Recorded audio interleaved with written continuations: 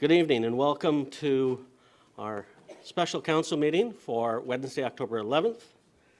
Madam Clerk, please note for the record that Mayor Haxton is absent with notice, and I will be chairing the meeting.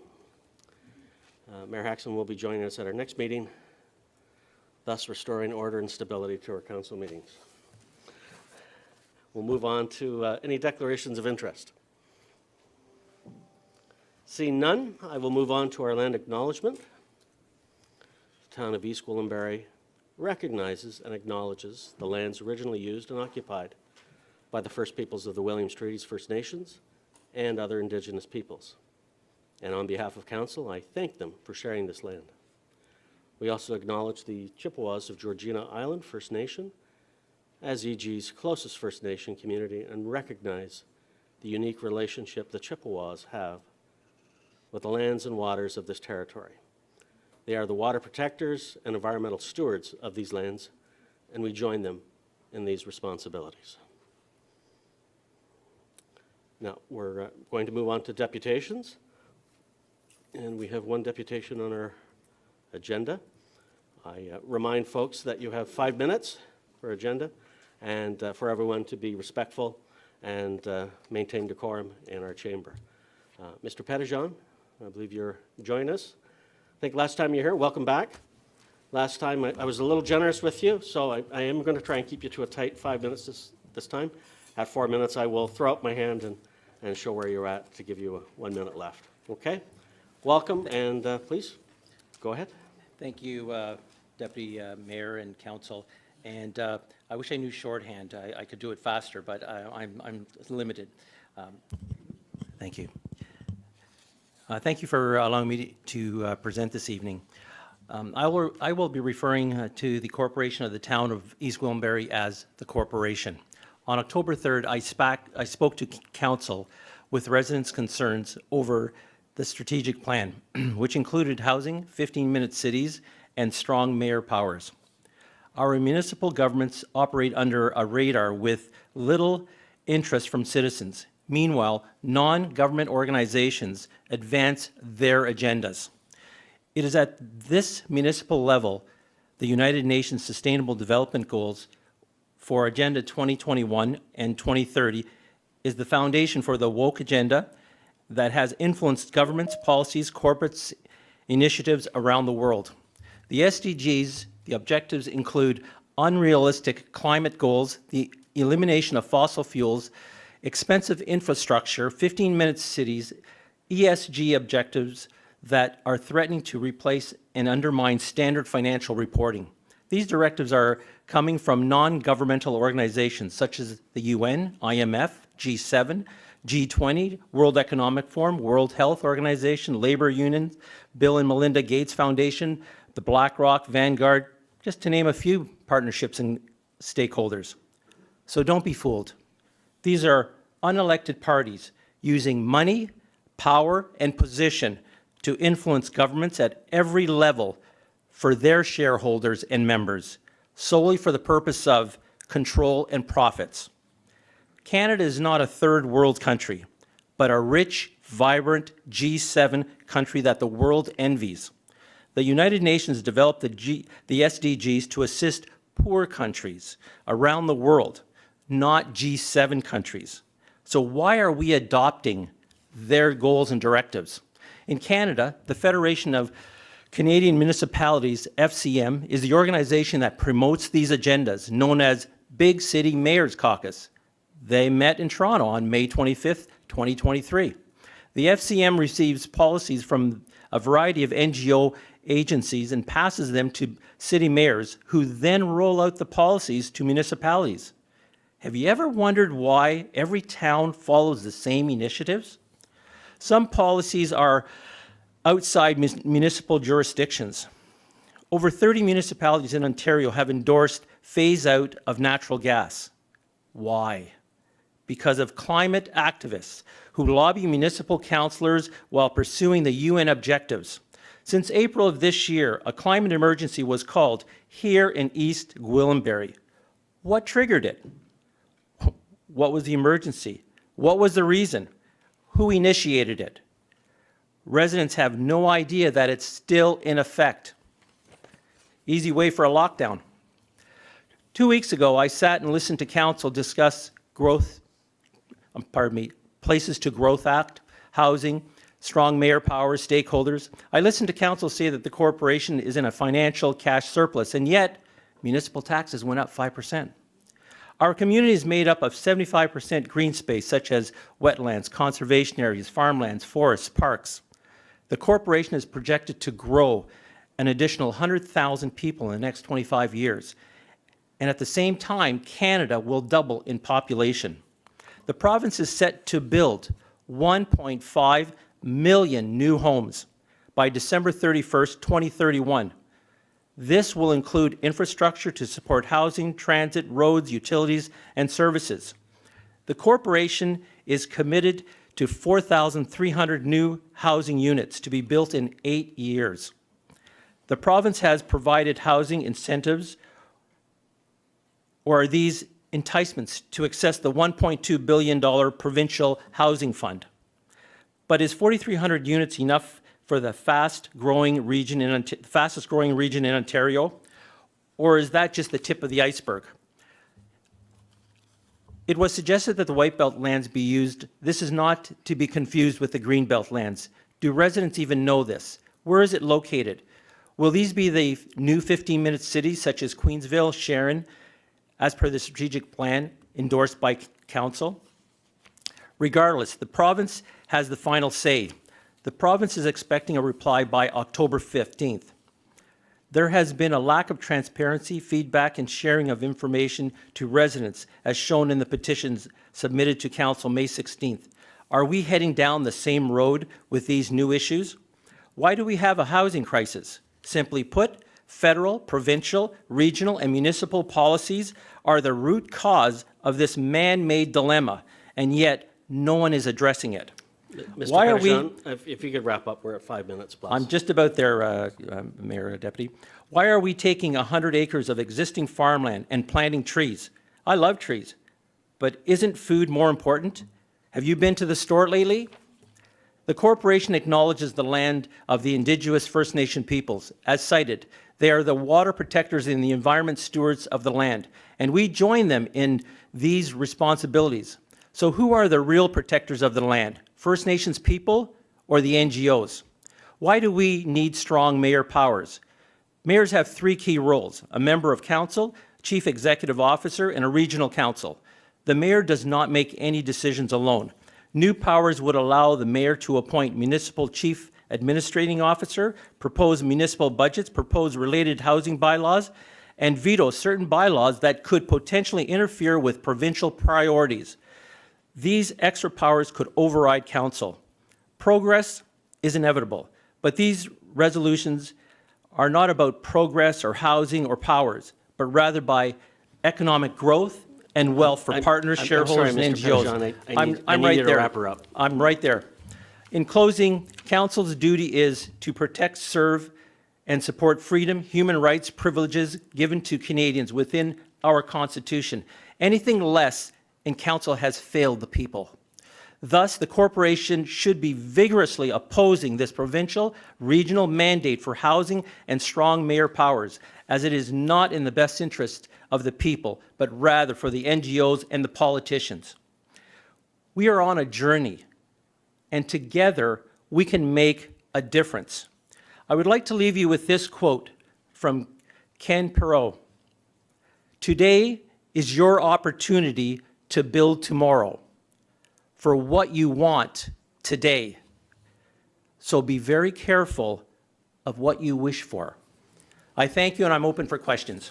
And thank you, Mr. Mayor and Council, for allowing me a couple minutes further. I do recognize that. Thank you. Can I have a motion to receive this deputation, please? Moved by Councillor Carruthers. Do we need a seconder? Yes, seconder, please. Councillor Leahy. Are there any questions from council to our deputant?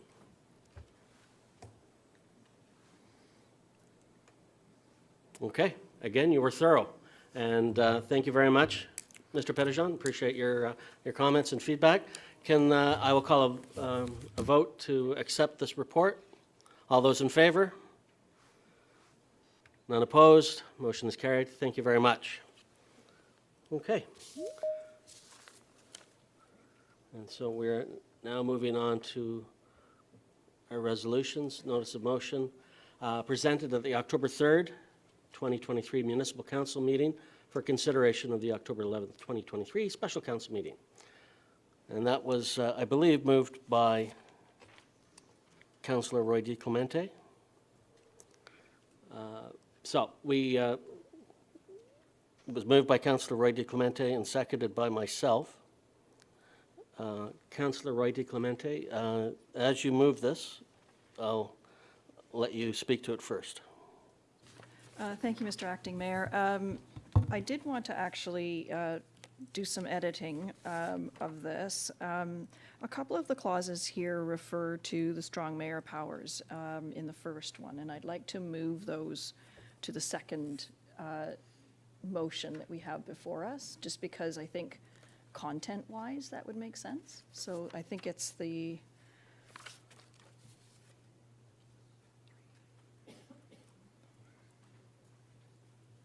third and fourth clauses that we would remove from this resolution and move them to the second. So essentially that we would be acknowledging the target assigned by the province of 4,300 houses or homes, that we've been recognized as the fastest growing municipality and have the tools in place to continue to grow.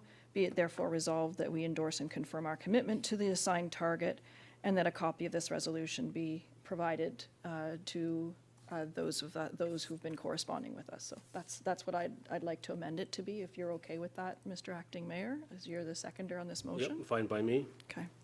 And the reason I put this forward was I think it was the 4,300 homes is an achievable number given our past performance. Obviously, there are things that are outside our control. Sewage allocation, housing starts, materials availability, labor availability, all of those things. But the things that are within our control, we have the tools, we have the staff to issue building permits, the land's been assigned, we have the official plan in place. So I think it behooves us to just keep it simple, acknowledge that the province has assigned that to us, and go on about our daily business. Thank you, Mr. Acting Mayor. Okay. Thank you, Councillor Roy DiClemente. Are there any others? Councillor Crothers, you'd like to comment? Thank you. I'm not sure that this motion is really something that we should be considering. The letter from the Minister of Municipal Affairs and Housing suggested that the mayor is the one who they are asking to confirm the target. We are being asked for the pledge in December. Right now, this target, by confirming this target, strong mayor's powers automatically kick in. So if council were to vote for this, we're voting against, as Mr. Petejan said, the residents who elected us to make these decisions, and instead delegating them to the mayor. And I've said this before, and I'll say it again, this has nothing to do with our current mayor, who I have complete faith in, but we always have to think about once these powers happen, whoever's the next mayor would apply to them as well. So for me, I think it's very difficult to vote in favor of this motion, knowing that the mayor's going to do what the mayor's going to do on this target. If she wants to confirm it or not confirm it, the minister's asking her for that. They're not asking us for that. I think that by us leaving it to her as the minister intended, then we are not voting against giving up our decision-making capability as a council. And I think to the point about keeping it simple, I think that's the simplest thing, is just to withdraw the motion and concentrate on the second one, where we're dealing with strong mayors. Thank you. Any other comments? Councillor Leahy, please go ahead. Thank you very much, through you, Acting Mayor Crone. The two items are inseparable, actually. We are going through this exercise, and Councillor Carruthers is quite correct in the fact saying that the mayor has the power to do actually whatever she desires to do, and that we are going through this exercise of discussing it. It's really actually a moot point. But trying to separate the 2 points into 2 resolutions, the housing target is inseparable from the strong mayoral powers, and the strong mayoral powers are inseparable from the housing target. So if you are going to contemplate withdrawing one of the motions, both of them should be, in fact, withdrawn, because there's no point on debating the strong mayoral powers separately. They are inseparable as they've been presented to us by the province. Okay, just 1 second, Councillor. Oh, okay, go ahead. Sorry, Mr. Acting Mayor, I wanted to clarify, I was not withdrawing any motions. I was simply moving one clause to another. There was no withdrawing of that, and I'll speak later, but I just wanted to clarify, I'm not withdrawing either one of these motions. Yeah, no, I Thank you. think that was clear. I think Councillor Carruthers had suggested we withdraw. So, any other comments from members of council? Councillor Foster, please go ahead. Thank you, Mr. Acting Mayor. Can we have someone comment on the exact differences between the 2 dates of the October one and the December 15th date, both for my benefit and for everybody sitting here? I just think we should clarify that. I'm not sure who I'm throwing that one at. Who'd like to take a crack at that? Mr. Velchich? Mr. Chairman, there's 2 key dates. It's actually 3 key dates, but the first 2 that we're talking about right now are October 15th and December 15th.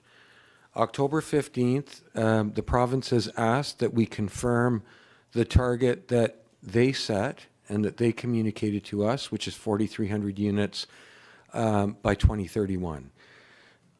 I refer to that as the what. That's what the target is.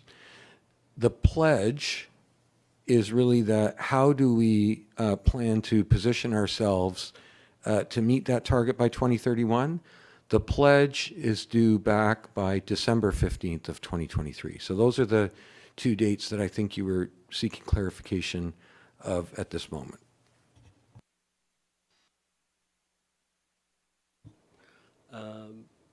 Councillor Johns, did you have anything you wanted to add? Just a question at this time, and then I'd come back for comments later.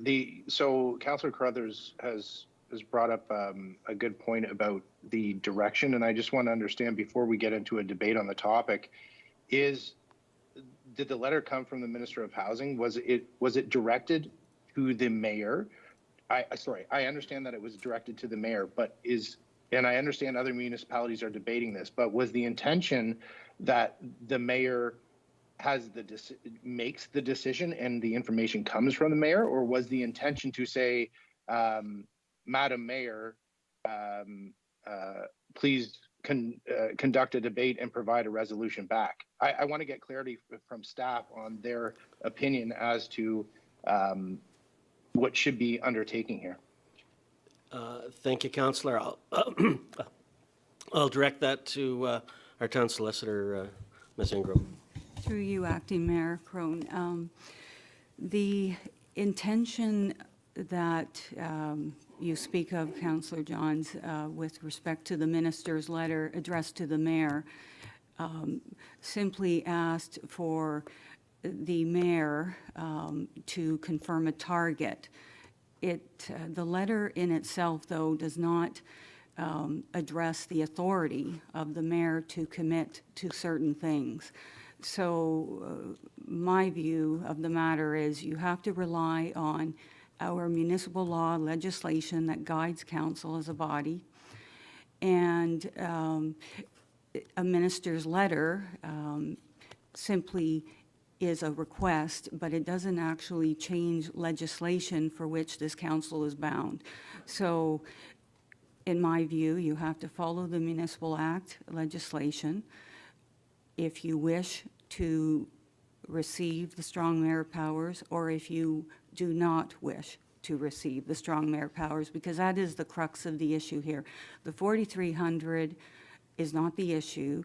It's whether or not this council as a whole wishes to provide strong mayor powers to the mayor.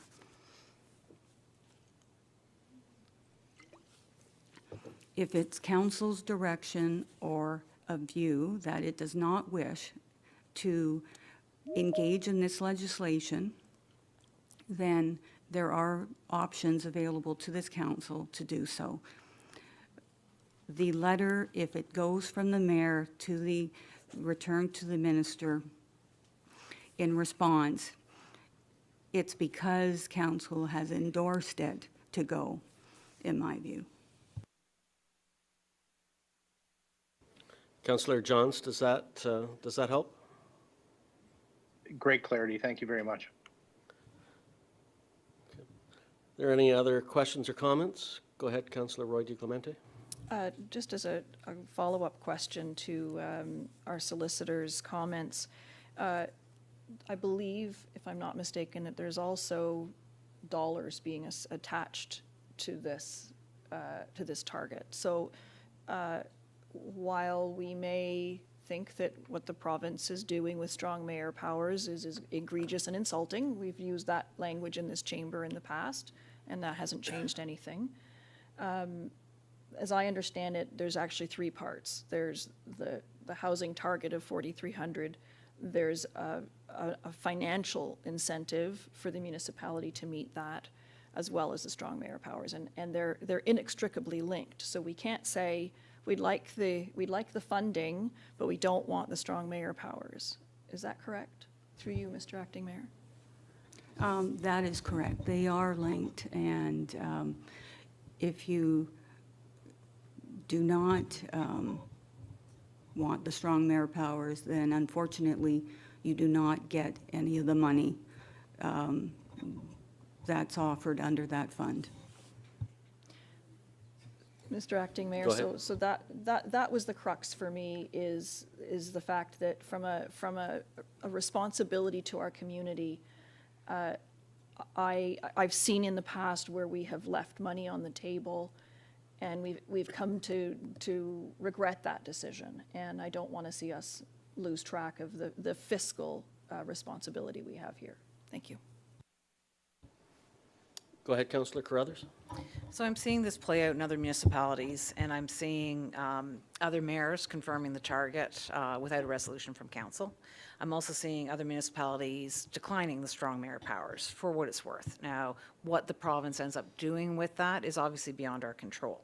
But our neighboring municipalities, many of them are making a strong statement saying, we don't want these powers, that and in East Gwillimbury, we are building houses without the use of strong mayor's powers. We are getting along, we are consensus building, we are representing our residents without these powers. So I think it's important that council isn't just blindly going on with something that we find egregious and insulting, that we do speak up and that we do have a position on where we stand on strong mayors, even if we know at the end of the day they might be given to us anyways. So you talked about tools to decline. I guess the tool to decline is to say no to the target. Okay. So to me, the target is dependent on a lot of the things that Councillor Roy DiClemente brought up, factors that are outside of our control. And I think if we were going to approve the target by resolution, then it should include a lot of whereases and a lot of asks of the province to approve things like alternative sewage solutions, that sort of thing. And to me, those type of discussions are better had with the pledge. And that's what I'm saying. Let's just stay away from the target. Other municipalities have had the mayor just send in approval of the target. They're not asking us for a resolution. Whether or not it's implied is not up to me. They can imply whatever they want from it. But I think let's save some of these whereases and the things that are outside of our control and our asks to the province for when we get to that pledge. And from my understanding, if we leave the target up to the mayor and we respectfully decline the strong mayor's power, we're still in the, eligible for the $1 million, because we had, the letter says that if you agree to the target, if your mayor agrees to the target, then the funding follows. And that's what the letter says.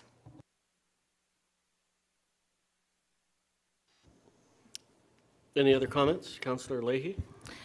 That's not my understanding of it. I think that the town solicitor explained that where we're getting into difficulties, I believe, is that we're trying to separate these two things. They are inseparable. So we've been elected by the residents of East Gwillimbury and to make these tough decisions, and this is definitely a tough decision. But I believe it's always better to be engaged in the solutions, and it's better to be part of the solutions and to focus on what we have control over, not worry about what we can't control and what might change tomorrow, what might change by December, and continue to have a voice at the table. If we reject this motion, both motions, which is rejecting strong mayoral powers, then we are withdrawing our voice from the table to continue communicating to find solutions to the challenges that we face. It's better to be part of the solution and to maintain our voice at the table. Councillor Carruthers? Can you point me to where it says that? I don't see that anywhere in the letter.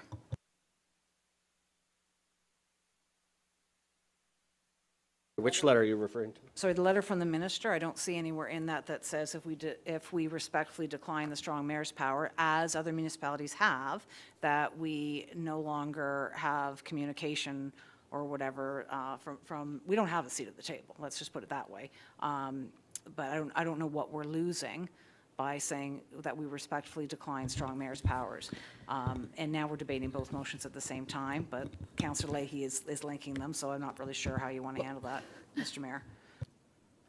Let's just deal with the first motion first. Go with Councillor Foster and then Councillor Leahy. Go ahead, Thank Councillor you. Foster. So the way I read the letter was if we support the housing target, along with that target comes the strong mayor powers. If we turn down the strong mayor powers, we may well get it anyway. And the monetary carrot that they're dangling in front of us, I believe is $1 million a year. And I know that $1 million is a sizable sum, but if we are worrying about putting infrastructure in the ground, we could blow that $1 million in the width of this council chambers. So to me, it's a bit of a joke. I could very easily say no to both of these. I don't want to draw the ire of the provincial government, but I think they've put us in a very, very bad position. This is a little ridiculous that we're sitting here arguing this. I would be fine to support saying no to both of them.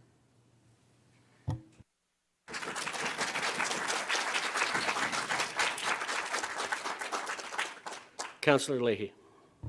I was going to simply reiterate that the way that these motions have been presented to us separately is fundamentally misleading and making the decision-making even more difficult than it needs to be, in my opinion.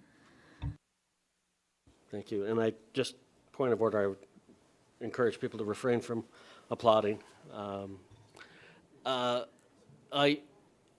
Any other comments? Go ahead, Councillor Johns. Yeah, thanks, Mr. Acting Mayor. I just want to, I've debriefed all of my votes that I've made in the past about where development's sitting, and I go back and I recall the conversations that I had at the doors about residents wanting to catch their breath on housing. And it is very clear that the municipality, being number one out of the 3,500 municipalities across the country, we have no problem building houses. What we have problems are building the services to support the housing through commercial, through industrial, through schools. The fact is that our residents are tired and they want to be caught up on things. The fact that the province is directing us to go out and achieve a target that target actually takes us down and slows us down from where we were. But the fact is that I don't think that we need any support in building more houses, and we don't need to be working to achieve that 4,300 goal. We need to be achieving what is right for our community. If it's 3,500, if it's 2,100, if it's 4,100, if it's 5,000, then so be it. But we are to be local champions for the municipality, and we know if we're truly representing our residents, we should be delivering on the ground knowledge. And the fact is that what is being put in front of us to vote on, there's a big disconnect between the province and the municipality. And so I've been reflecting a lot on where my vote's going to go on this. And the fact is that if I'm remaining consistent on what my vote is, my vote should be no. And so I'm going to be voting no on this motion. Okay. Any other comments? I know from my, I know from my own perspective, this is, I don't think anyone up here is happy about this. It's, you know, we're being asked to agree to a target, which I think it's a little over 500 homes a year between now and 2031, which it's very achievable. The money that is being offered to the town to help offset the loss in development charges is not enough. I think we all agree on that. Although there's bonuses and things on top of that, so it could be a little bit more. Details are a little vague. I find the strong mayor powers abhorrent.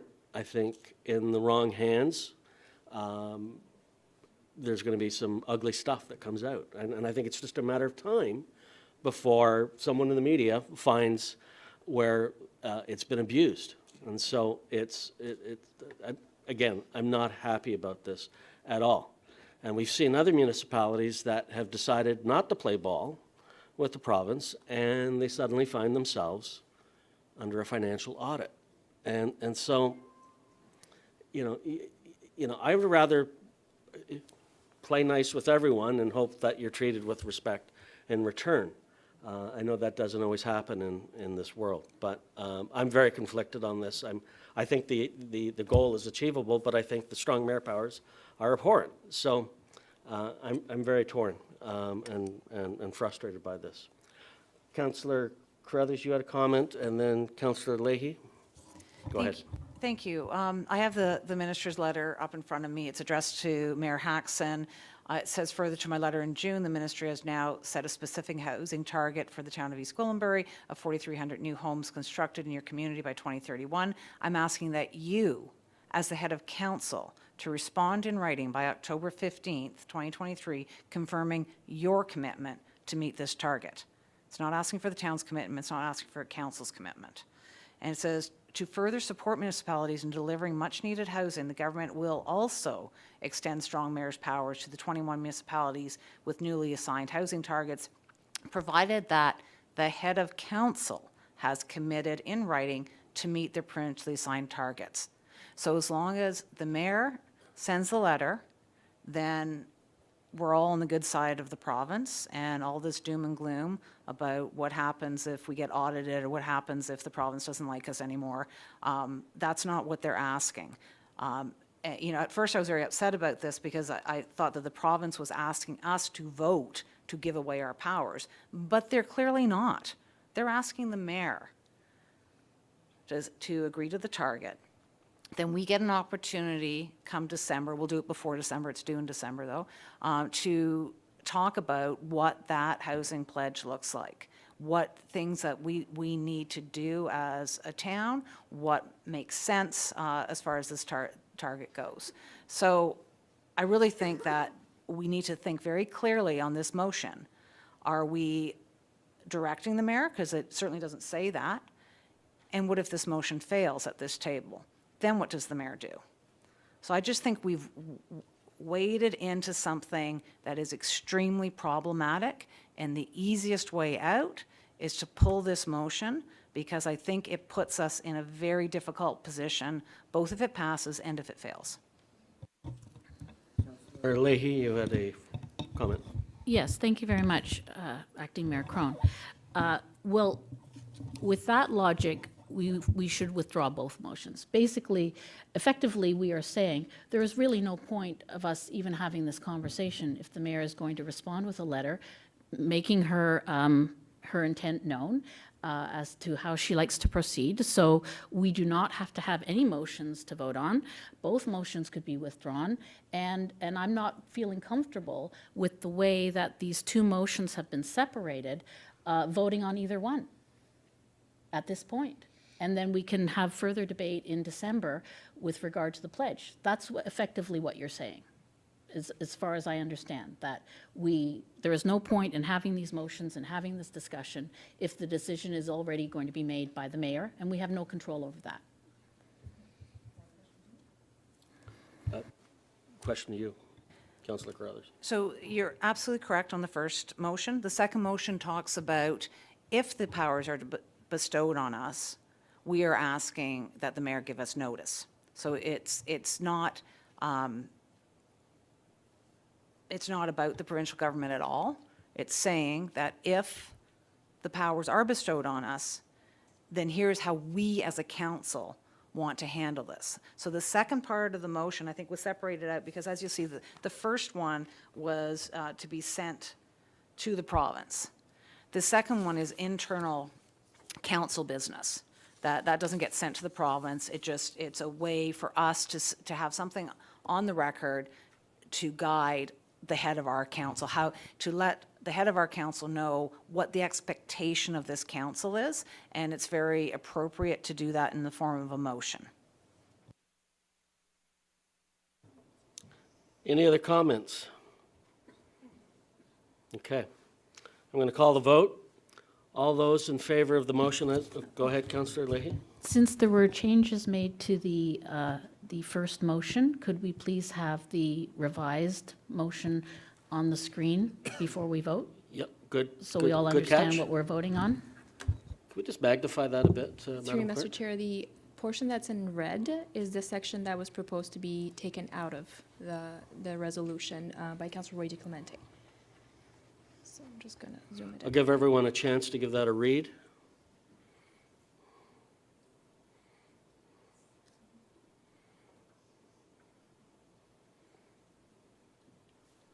Yeah, maybe scroll down.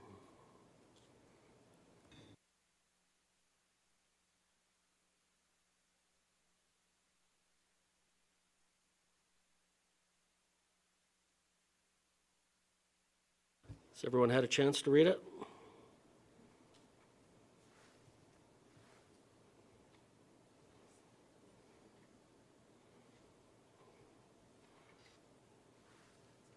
Are we good? Okay. I'm going to call the vote. All those in favor? Okay. Acting Mayor Crone, because this isn't, may I make a request that it's a recorded vote because it's such an important vote? Sure. Thank you.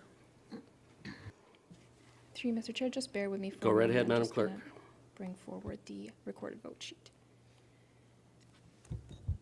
Through you, Mr. Chair, the motion has been moved by Councilor Roy DeClemente, seconded by yourself. There's been a request for a recorded vote by Councilor Leahy. Councilor Leahy, how do you vote? In favor? Councilor Roy DeClemente, how do you vote? Yes. Councilor Carruthers, how do you vote? No. Councilor Crone, how do you vote? No. Councilor Foster, how do you vote? No. Mayor Haxton is absent. Councilor Johns, how do you vote? No. Mr. Chair, that motion's been defeated. Given that this has been defeated, do we want to give direction to the mayor? Or leave it as assumed that she will respond? Go ahead, Councillor Roy DeClemente. I think, as Councillor Carruthers suggested, the letter was addressed to her, and it's understood that she's going to respond to that letter, and that's really where things sit. No further action required? I don't believe there is at Okay. this point. Thank you. All right. Then let's move on to the second one.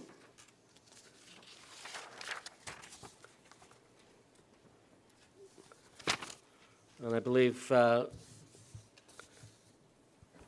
Councillor Roy DiClemente, you moved this one as well, so I'll let you speak to it first.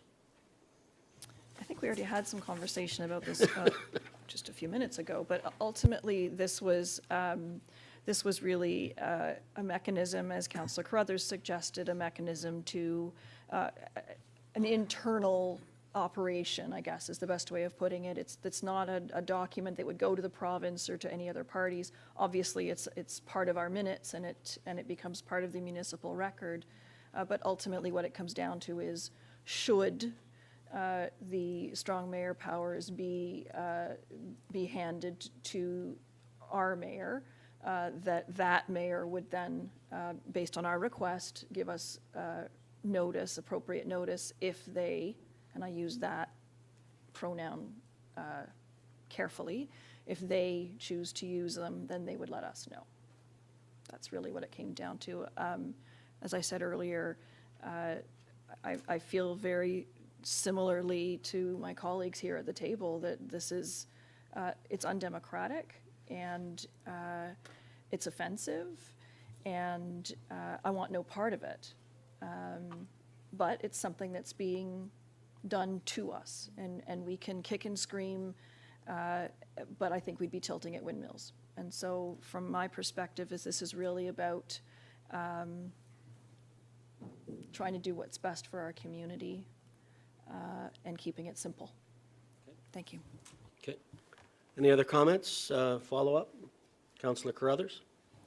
I think it's also important, for what it's worth, that we state clearly that this council does not wish the strong mayor's powers. It's been said at this table many times. I'll leave it to our acting mayor to decide how he wants to handle this. If we want to pass this one first, I think there's a lot of agreement around this. I would like to add, and it's up to the mover and the seconder, whether it's a friendly amendment or a completely separate motion, it's up to you, but the council respectfully declines strong mayor's powers. A number of our neighboring municipalities have done so. I think it's important that we're on the record saying that this is not something that we want. I've taken the few comments that I've heard at this table in our other meetings and put them into some whereases. So I have, whereas East Gwillimbury Council does not believe, based on our record as the fastest growing municipality in Canada, that there is a need for strong mayor's powers to get housing built in within East Gwillimbury, and whereas council feels that such powers would be an affront to the democratic process and consensus building and would not expedite houses getting built, and whereas council is concerned that such powers could put undue pressure on the head of council and potentially deteriorate trust and relationships in an already well-functioning council. So these are some of the comments that we have said at this table, and I think it's important that we're on the record saying that this is not something that we are wishing, considering other councils have already said that they don't want the strong mayor's powers. If the provincial government decides to not give the strong mayor's powers to those who have put up their hand and said they don't want them, I don't want us to have failed to put up our hand. So, just one second, Councillor Leahy. So we have I'm going to say a friendly amendment. Councillor Roy DiClemente, are you okay with making some amendments, or do you want to? I didn't hear anything that I disagreed with. Okay. So if it's going to be added to the motion, I don't have a problem with that. Councillor Carruthers, can you furnish the It's clerk rather with some of sudden, your? but not unusual in that these are things that we've said here at the table. Absolutely. Yeah, I agree 100%. Councillor Leahy, please go ahead. Thank you very much, through you, Acting Mayor Crone. I believe that the friendly amendment actually complicates things unnecessarily. It was a very simple motion, although again, it was separated from the other point, which was the housing target. I believe that simpler is better and that an amendment is unnecessary. So shall we vote on whether or not we need to complicate things by changing the motion as Well, it was it's presented? actually up to the mover and the seconder to, on whether we accept the friendly amendments. Councillor Roy DiClemente, you're fine with it, I'm fine with it, but you're having second thoughts. Go ahead. I don't know if it's a second thought or if it's just another one. another thought, and that would be that we, to Councillor Leahy's point, we simply pass or vote on the resolution that is, we ask the mayor to do something else, to tell us when they are going to use them. And then a separate motion can be made based on what Councillor Carruthers said, as well as the words from the mayor's statement regarding the fact that we are a collaborative group of people, and maybe we just do it that way. I like to keep things simple. I guess that's really what it comes down to, and I don't disagree with anything, but I do want to keep it simple and respect the spirit of what we're trying to do here. Okay, so if I understand you correctly, Yep. Councillor, you want to restore the motion as originally presented? Yep, And then we can have a second, yes, your comment is we could have a second. which has the whereases. Yep, okay, And we can add the other whereases Sure. from Councillor Carruthers. okay, there you have it. So we'll go that route.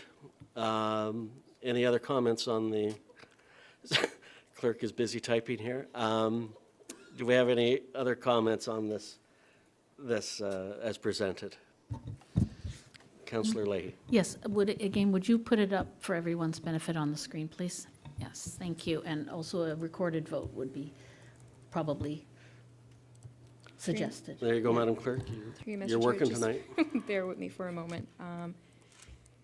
So going back to the original notice that's presented on the agenda tonight, I am going to bring this up. So we have taken the additionals out of this one. This is simply what was presented on the agenda. I do have Councillor Carruthers' motion next. Okay. Yes. So there's been a requested for a recorded vote by Councillor Leahy. Councillor Leahy, how do you vote?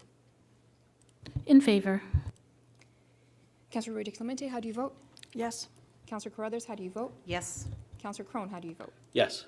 Councillor Foster, how do you vote? Yes. Mayor Haxton is absent. Councillor Johns, how do you vote? Yes. Through you, Mr. Chair, that motion is carried.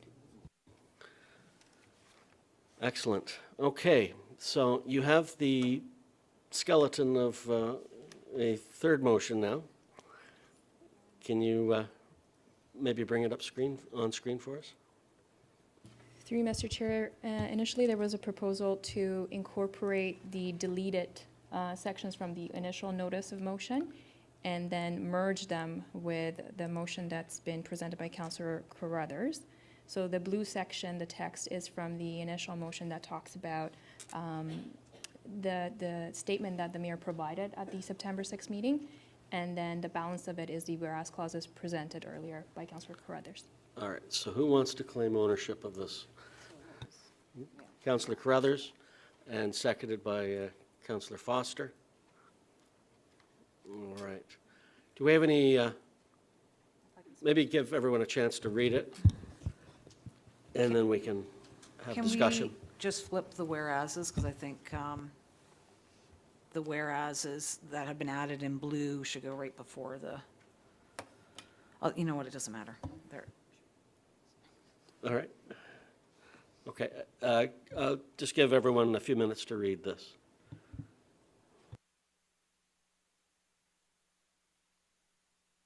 You'd like to read it aloud? All right. Okay, whereas the province intends to vest strong head of council powers to municipalities that participate in the province's housing initiative, and whereas at the Committee of the Whole meeting held on September 6, 2023, the mayor provided the following statement in response to questions and concerns, in quotation, "My leadership style has always been to work collaboratively with all members of council, and this will continue. We are a council that collectively shares a vision for an inclusive and healthy community.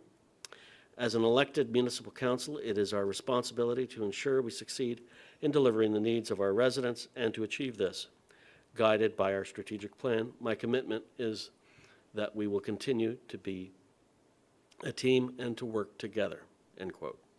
Whereas East Gwillimbury Council does not believe, based on our record as the fastest growing municipality in Canada, that there is a need for strong mayor powers to get housing built with within East Gwillimbury, that should be one word, East Gwillimbury, and whereas council feels that such powers would be an affront to the democratic process and consensus building and would not expedite homes being built, and whereas council is concerned that such powers could be put undue pressure on the head of council and potentially deteriorate trust and relationships in an already well-functioning council, and therefore be it resolved that council respectfully decline strong mayor powers,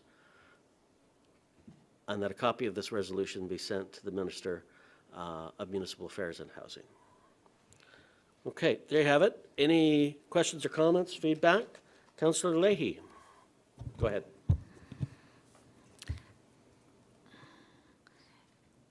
A vote in favor of this new motion that has been put forward tonight at council will be, in order so that everybody understands what's going on, will be a rejection of the fiscal incentives for building more houses that we are removing ourselves from the potential of receiving. So we are rejecting the funds that we would be receiving because we can achieve that target.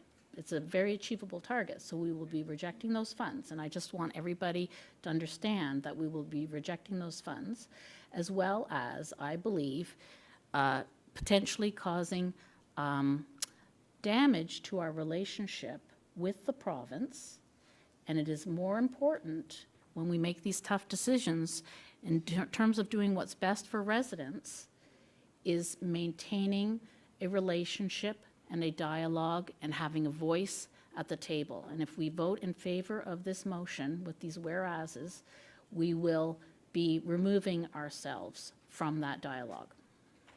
Okay, thank you. Councillor Johns, you have a comment? Yeah, through you, Mr. Chair. I just wanted to say I don't believe that we're rejecting any funds at all with this motion. The fact is that if the mayor wishes to commit to the housing pledge, then that is what we are going to do as a municipality to move forward and to hit those targets that the mayor is asking us to deliver on. This motion just is simply speaking to how we feel and how we're conducting ourselves. We have no trouble building houses, and we're not leaving money off the table. That is for the mayor to decide what she wishes to do. She was asked by the province to do it, and we aren't the ones leaving money off the table. This is a decision that the mayor needs to make, and that other municipalities are taking that same approach. We're simply putting our position on the table. Thank you, Councillor. Any other comments, feedback? Councillor Carruthers? I agree with Councillor Johns. There's nothing in the letter that says that the two are linked. Our surrounding municipalities have already passed motions at their councils, respectfully declining the powers. At the end of the day, we are the voice of the residents, not the voice of the province.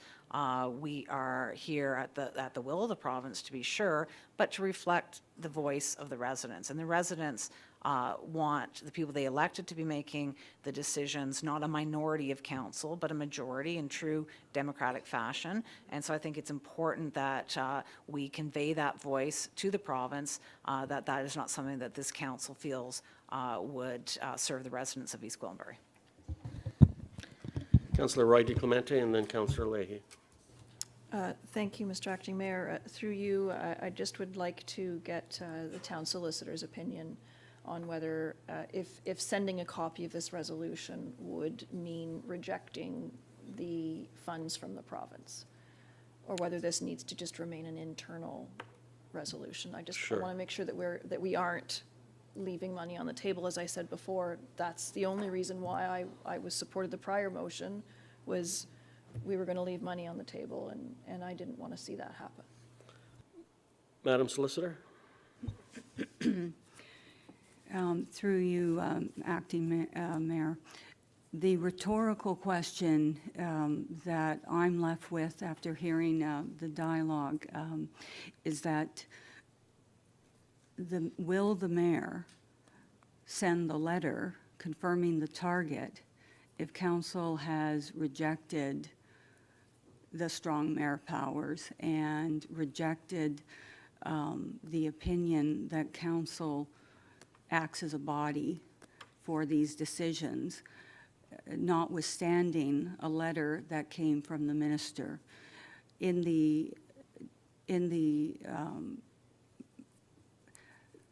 attached companion to the minister's letter, staff at the ministry indicated that council would be the decision maker. So there is a fundamental disconnect between the minister's letter and the ministry's companion piece that explains the reasoning behind the letter. So if this council wishes to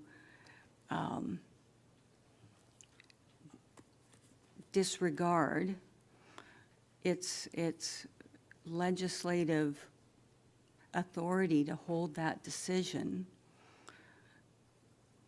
that's council's prerogative, and and I will not quarrel with that prerogative. Council can do as it chooses.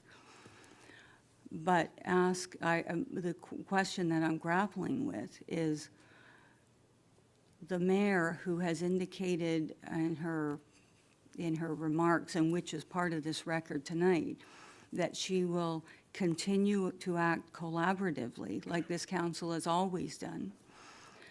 Would the mayor, after giving that undertaking to this body, will the mayor act alone against council's wishes and send that letter in? And my question in my mind is, will that actually happen? So if the mayor doesn't send the letter in because she doesn't want to act unilaterally, hearing this opinion of council that you reject the strong mayor powers, then we're back at the square one. You will not get the funding that people have indicated. You can still build all the houses you wish, as you would have done regardless of this legislation. But what this will illustrate, if she declines to send the letter, because I think there's a strong chance she will not send that letter based upon council's wishes tonight. This council will and the people in this audience will be happy that the strong mayor powers will not be coming to them. That fundamentally will happen. The funding won't be coming to us, and maybe that's the price that you pay for standing up for your democracy and your democratic rights. Please order. And that is your decision. So in the first motion, you've declined the strong mayor powers. In the second motion, there is a presumption that she will send that letter in and act unilaterally, because you wouldn't need the second motion if she declines to send the letter in, because she will not be in a position to exercise any strong mayor powers, and that resolution will not be necessary. So perhaps that's a very long way to say something, but perhaps a consideration of what the mayor is likely to do is fundamentally what's at issue here for this council. The other matter that you should, that I would like to probably reiterate, is that it's a slippery slope to go down if a minister can simply send a letter and direct a member of council to do something, and council has no authority over that letter. That's a slippery slope, because the minister could do this time after time. And if we have this reasoning tonight, to be consistent, the minister could just direct the mayor to do whatever they want the mayor to do. and thus give no voice to council at all in future examples of what's happened here. Councillor Roy DeClemente, do you have a follow-up? You're just digesting everything you've heard.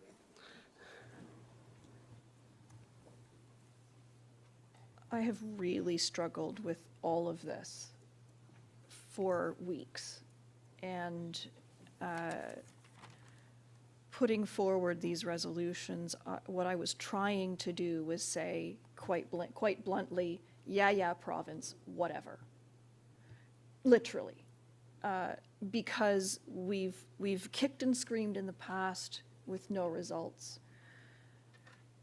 In 2010, this council adopted an official plan that said that we were going to be 90,000 people by 2031. Well, that didn't happen. There's been no recourse.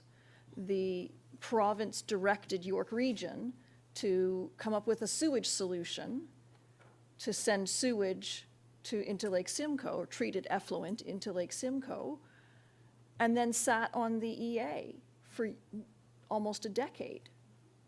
And yet, where's the recourse? So as far as I'm concerned, this is all just noise, and I just want it to go away, quite frankly. And that's where I was trying to be as simple as possible and say, yeah, whatever, we're going to keep doing the job that we've always been doing in building a community and delivering on services for our residents in as efficient and as excellent way as possible. So if by passing this resolution, which I agree with, means that we are going to leave money on the table, then I won't support it. Because this has me flashbacks to when the province legalized cannabis, and they said, if you allow for retail outlets in your community, then we'll give you a piece of the revenue. And this council said, no, we don't want cannabis retail outlets in our community. And then, fast forward a few months, we were fighting illegal cannabis grow operations on the tax dollar because we were not, on the municipal tax dollar, because we were not part of that revenue stream. We left money on the table, and it was at a detriment to our taxpayers.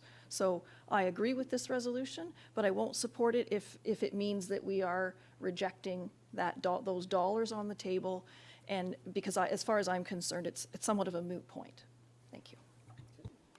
I have Councillor Leahy and then Councillor Carruthers. Go ahead, Councillor Leahy. Councillor Johns. Sorry?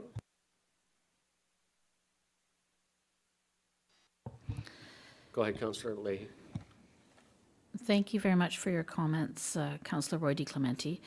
Even more important, the bottom line is not just the money, it's about continuing to have a dialogue with the province. I think it comes down to fundamentally participating in the conversation. But I will say, I don't want to complicate matters further, but part of the letter has been read from the minister, not the entire letter. And there is an addition to that letter that complicates things even further with regard to a criteria list of 74 or 75 points. Is that not correct? That's also part of what we're debating and considering. Is that correct? Maybe perhaps CAO Valcic could address that. I think they're separate, but I'll allow you, Mr. Yeah. Valcic, to weigh in. Mr. Chairman, that's a third requirement, and that was a 74-question survey that came out of a housing task force. I think it was well over a year ago, and we're required to provide responses to those 74 recommendations, 23 of which have already been implemented, so it's somewhat mute. One of which applies directly to the City of Toronto, which also is mute. So it's really 50, and that has to be submitted back to the province by October 16th. It's simply informational to the best of our knowledge, but that is yet again another requirement, somewhat separate from the ones we're discussing tonight. But my understanding is if that is not replied to by the 16th for informational purposes, then it also impedes the ability to receive funding. Go ahead. So what was the plan in terms of discussing and debating and having a conversation about those 75 points? Or is that moot now because it's up to the mayor and whether she decides to send the letter or not? Mr. Valsich. Mr. Chairman, it was my understanding, based on prior discussion at this table, that that was going to be left to the mayor to work with staff on appropriate responses.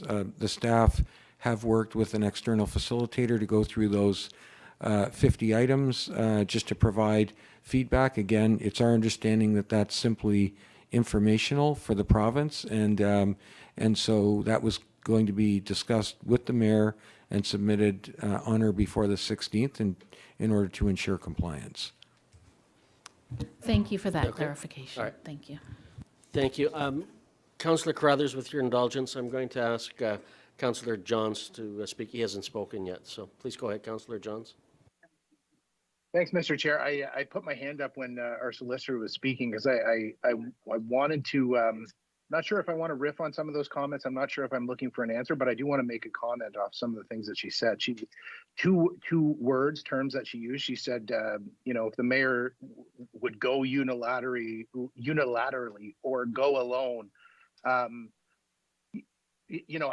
took a step back from those comments because she wouldn't be going unilaterally and she wouldn't be going alone. There was 2 other votes that voted in favor of those motions, and you could say, well, that was only 3 people, but the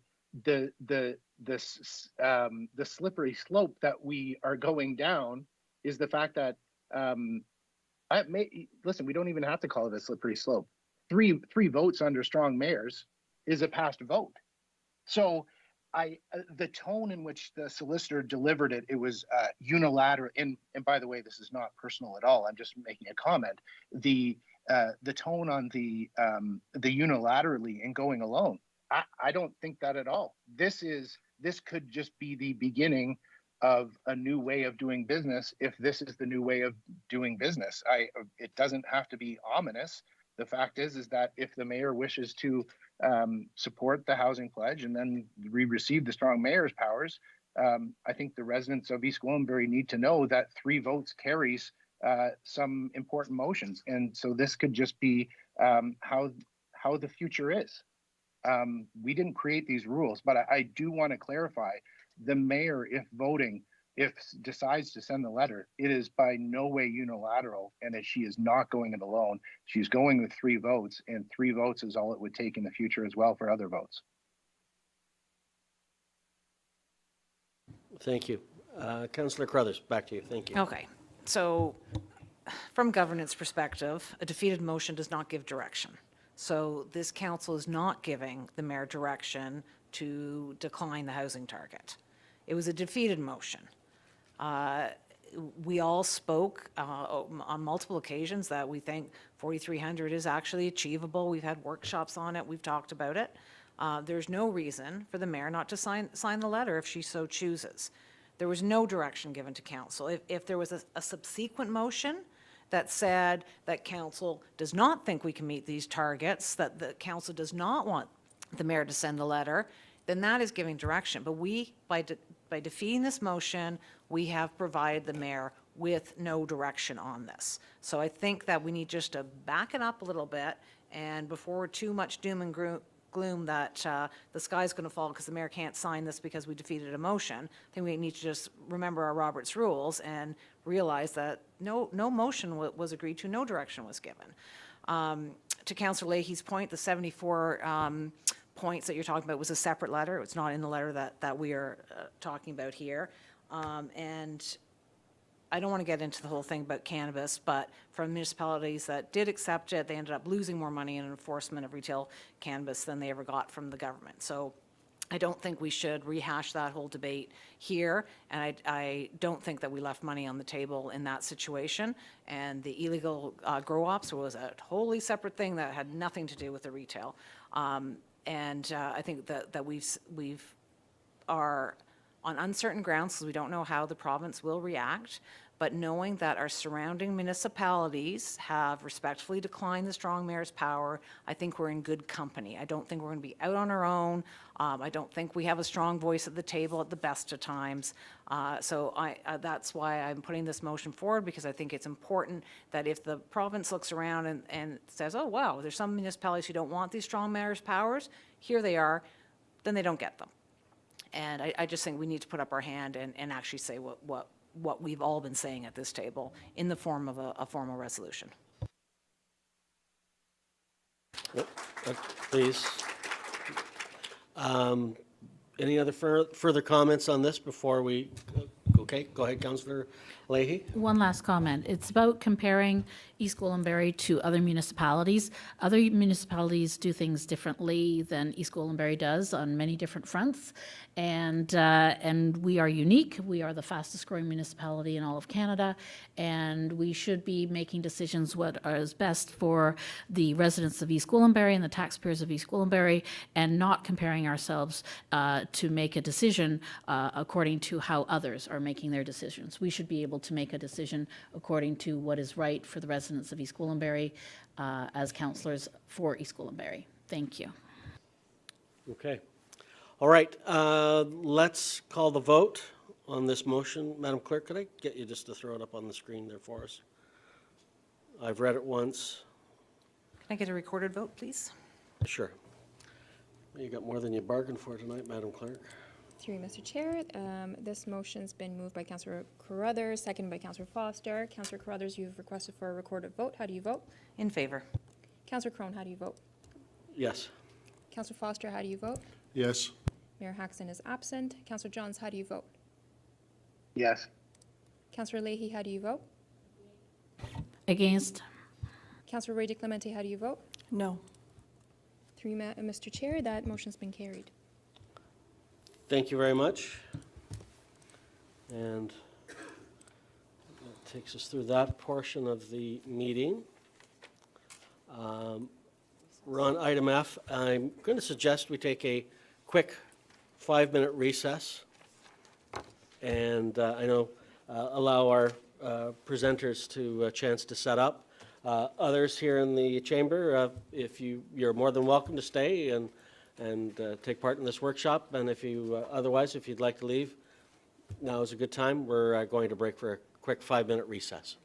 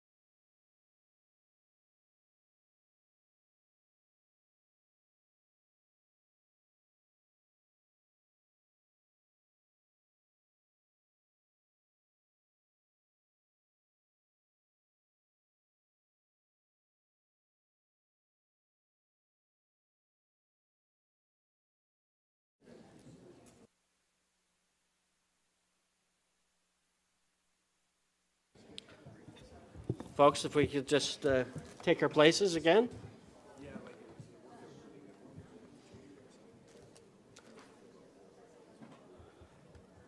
Welcome back to our workshop. We have the first workshop we have for tonight is the Corporate Services Presentation, Environmental Strategy Draft Review. And we're joined by Christina Ross, and I'll hand the chair over to... Oh, and my camera's off. There we go. There, everyone can see me now. I'll hand the presentation over to Mr. Velchich. Did you want to introduce this? Mr. Chairman, with your permission, I'll just make a couple of introductory comments. So really pleased to introduce Chris Ross, who Council knows well. Chris has been with us now a little over a year and has done a super job at sort of looking at sort of where we've been, where we are and where we believe we can go in support of the strategic plan and objectives that have been laid out by Council. So I'm going to turn it over to Ms. Ross. She's also going to have someone assist her a little bit, and I'll let Chris do that introduction when she gets to that point. But with your permission now, I'll turn it over to Chris Ross for the presentation. Thank you, Mr. Balchik, and good afternoon through you, Mr. Chair. Here? There? Oh, yeah. So let's talk business. So I am here today to present the draft of the environmental strategy. And it's been over a year since I arrived here, and I am very proud of the job that the town has been doing and the team that I arrived in and the community as well. So I just want to start sharing the purpose of this presentation is to present the process, where we were, where we are, and where we are proposing to go, to validate, include, or exclude proposed actions in this strategy, and to gather council feedback from an updated version of the strategy. Also, to let you know that this strategy is supposed to be always in a draft state, so it's a dynamic document all the time that can have feedback from the community, from council, from the departments, and it's always alive and allowing us to be alive, right? For the next section, I will invite my colleague, Renju.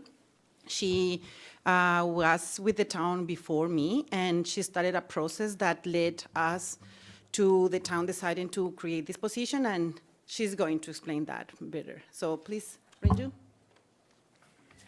Through you, Mr. Chair. So these are some of the milestones that we have achieved in EG in the past.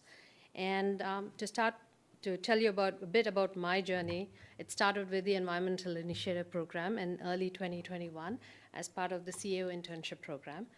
We worked with all the EG departments and N6 municipalities to compile an extensive list of initiatives run by the town. During this time, we identified 86 initiatives, which was way more than what we thought or realized we had. So the staff presented the EG environmental initiative status to the council in a workshop in May 2021, and the council approved to hire a position dedicated to coordinate environmental initiatives. So that's where Chris came into being a part of Team EG.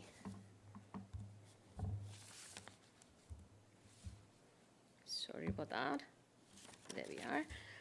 This is where we are right now. So these are some of the initiatives that the program is directly or indirectly involved with currently. We were part of the Clean Air Council in 2015, until 2015, and we have rejoined the council this year. One of the major milestones that we achieved this year was our council unanimously declaring climate emergency in EG.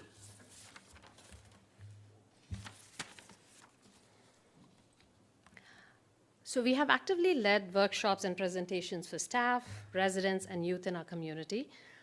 These initiatives, these interactive sessions have allowed us to exchange knowledge, ideas, and insights on environmental priorities and concern. So we've held 3 in-person and 1 online workshops, and 1 in Holland Landing Library at the Sports Complex and Ross Family Complex, and we've had 37 participants in all. We conducted an online survey which ran for 4 months, and we had 42 responses from residents. We ran 6 workshops in for primary school students. We had more than 60 participants in that.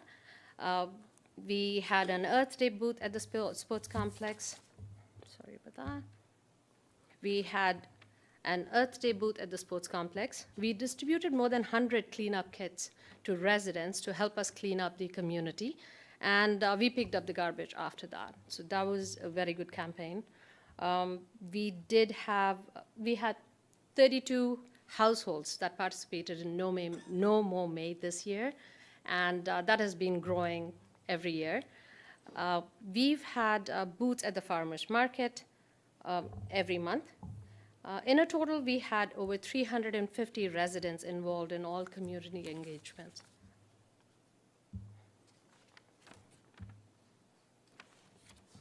Now, we are going to talk a bit about our proposal, which we drafted after collecting information from community staff and external partners. This proposal includes community expectations filtered through the role as through our role as a local municipality. Our proposal today is based on a strategic plan, given that the environmental stewardship is one of our strategic priorities, and sustainability is the core of everything we do. So I will hand over to Chris for the presentation now. Thank you, Renju, and hello again. So I don't want to say, I know it's inappropriate saying that I have had fun during this year, but I had fun with the community. We had play, we had talk. It has been a lot of encouragement from the community as well. People getting into the booth and saying that the job we are doing is something that they support, and that fills the heart when we are doing something like that and the community recognize that. For the next bit, I would like to do an exercise first, if you feel comfortable. Maybe don't close your eyes, but I would like you to imagine the person that gave you birth and that cared for you when you were a baby, when you were growing up, that fed you, that cared for you, that gave you everything you needed. And there is that person that you will give everything now, if she needs that. It can be your mom. It obviously is your mom if she gave you birth. But we all have this person that care for us, and this is she or they are the reason why we are here this evening. And I want you to think about this person and the feeling that you have when you think about her. And for this time being, I want you to park that feeling here for the moment, and we continue this conversation and go back to that feeling afterwards. The words that are in front of you right now is something that I heard in one conference just a month before the pandemic, and I won't stop here right now, but I would like you to go back to that, because it's true that we, all humans, have one single planet to live in, and we need to care about that. So going into why we are having an environmental strategy is because we want to compile what the town has done, will do, and could do. And always thinking that the community will always have higher expectations for us, and we always have to frame those expectations into what we can do, not only resources-based, but also in our legal role as a local municipality. This strategy will help us focus on broad themes that have community support, and is going to propose immediate actions. It's also going to propose the design of guides and campaigns we will need, and it's also going to focus on new actions in outreach.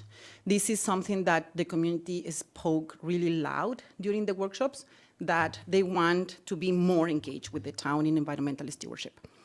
And it's going to guide new initiatives.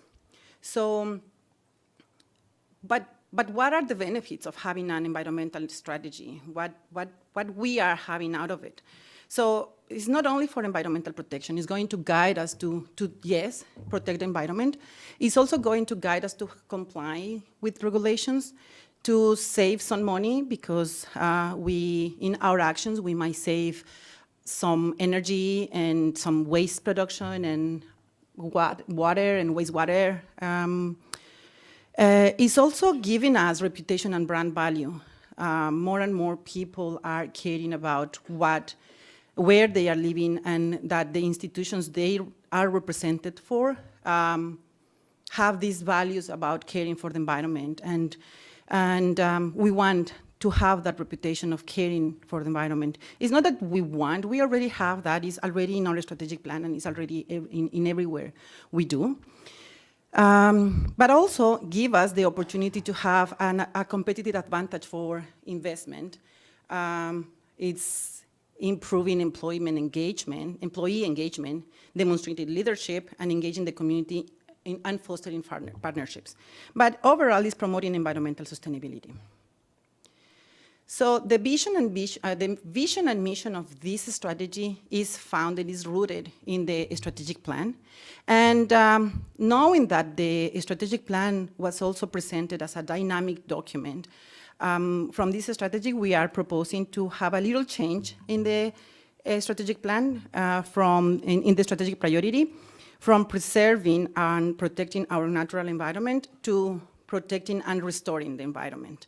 And this is coming from knowing that everywhere we go, the community have this loud message that want to connect with the land and want to connect with the environment and nature. And part of preserving something is kind of shielding that resource from the humans. Like preserving is taking the human out of the environment. And what we want is to connect people back to the land. So this is kind of our suggestions from this strategy to change the strategic plan, and guiding our mission to protect and restore our environment as we grow. And it's something that we are already doing. We are protecting and restoring our environment with many initiatives that the town is already undertaking. So as you know, this diagram shows us the thematic areas that we have in the strategy. We divided in land, water, air, biodiversity, and outreach in the middle, because we want the community to hold it together and to be our main partners in what we do. So now going to what has been done and what we are proposing to do. From the more than 80 initiatives that the team identified before I arrived, I grouped them into 36 just for my sake of grouping them and making sense for me. And so these initiatives listed here are the ones that are already grouped and have happened in the past years. These are the new ones that we are proposing for the strategy. And I know that this is an overall framework. What we are proposing right now is to have these initiatives if council decides so, and then start like giving more description, more details in everything in these initiatives. So if you can please scan through, and if you have any question, please, regarding the proposed initiatives for land. I want just to point out that everything that is with the star is what the town is already doing and is in the business plan for next year and for probably in the next 2 years. And also letting you know that these have been already filtered through the departments and the Environmental Advisory Committee, York Region, and the Conservation Authority. So it's things that we could do, and if we cannot, it's something that we have in on our map, under our radar, to be able to, if the opportunity comes, we already have that in mind to be able to undertake. So is there any question for land? Council, any questions? Councillor Leahy, go ahead. Thank you very Councillor much. Whitey Clemente. Through you, Acting Mayor Crone. It goes back a couple of slides. You were talking about the benefits of the environmental strategy, and one of the items you listed was demonstrating leadership, and I was wondering if you could share with us an example of how East Gwillimbury is demonstrating leadership in a way that is different or unique from other municipalities. Of course. East Gwillimbury was one of the first, if not the first municipality who put together green development standards, and very strong standards, to be honest. And also we have an award-winner program, which is the Salt Management Plan, that is led by the Conservation Authority, and is showing how we use salt for our roads during winter, and how even though the number of roads have been going up, the material we use is going down, which means that less material is going into the lake, into the water system, and we are doing our part to protect our water bodies and water systems. Councillor Roy DiClemente, you had a question? Thank you. I wanted to comment on an initiative, and it may be in land and it may be somewhere else. There's two things. One is an initiative that our staff are doing that it was at a direction of council, I believe there's a garden at the Ops Center, but there was some direction from council to create opportunities for urban gardening and for staff to be able to participate in growing food. So there is some stuff being done as far as the community garden. Obviously, it can be expanded, but there was some work already done as far as that's concerned. So I did sort of want to highlight that on your slide under land. And then I wanted to inquire about, we've got some discussion and work is definitely underway on the tree bylaw, but the value of the urban tree canopy, and I'm hoping it's under your air piece, but it also is tied to land as well, is the tree canopy and the green spaces and the initiatives that we need to be undertaking there. Is it somewhere in the strategy? The tree bylaw, yes, in air. Okay. It's under already air? there, Okay. yes. Thank you. Anyone else? Go ahead, Councillor Carruthers. I think when we're looking at the green development standards, we have to make sure that they are enforceable and that we are enforcing them, because we've had the standards in place for a while, and as has been pointed out in the past, we haven't always met them, and there's one reason or another why some of them haven't been met. So I think when we're updating them, we need to make sure that we can actually deliver them. Yes, and you are completely right. Can we go back to the development standards in the next slide? Like, it's a whole slide dedicated for development standards. I can expand more on that in that slide. Also, sorry, I forgot to mention, but I would like to acknowledge the Environmental Advisory Committee work, not only with this strategy, but with previous initiatives that has been happening in the town, and they've been leading and they have been key going forward with this, with the environmental area. So with water, same thing, we have a list of actions.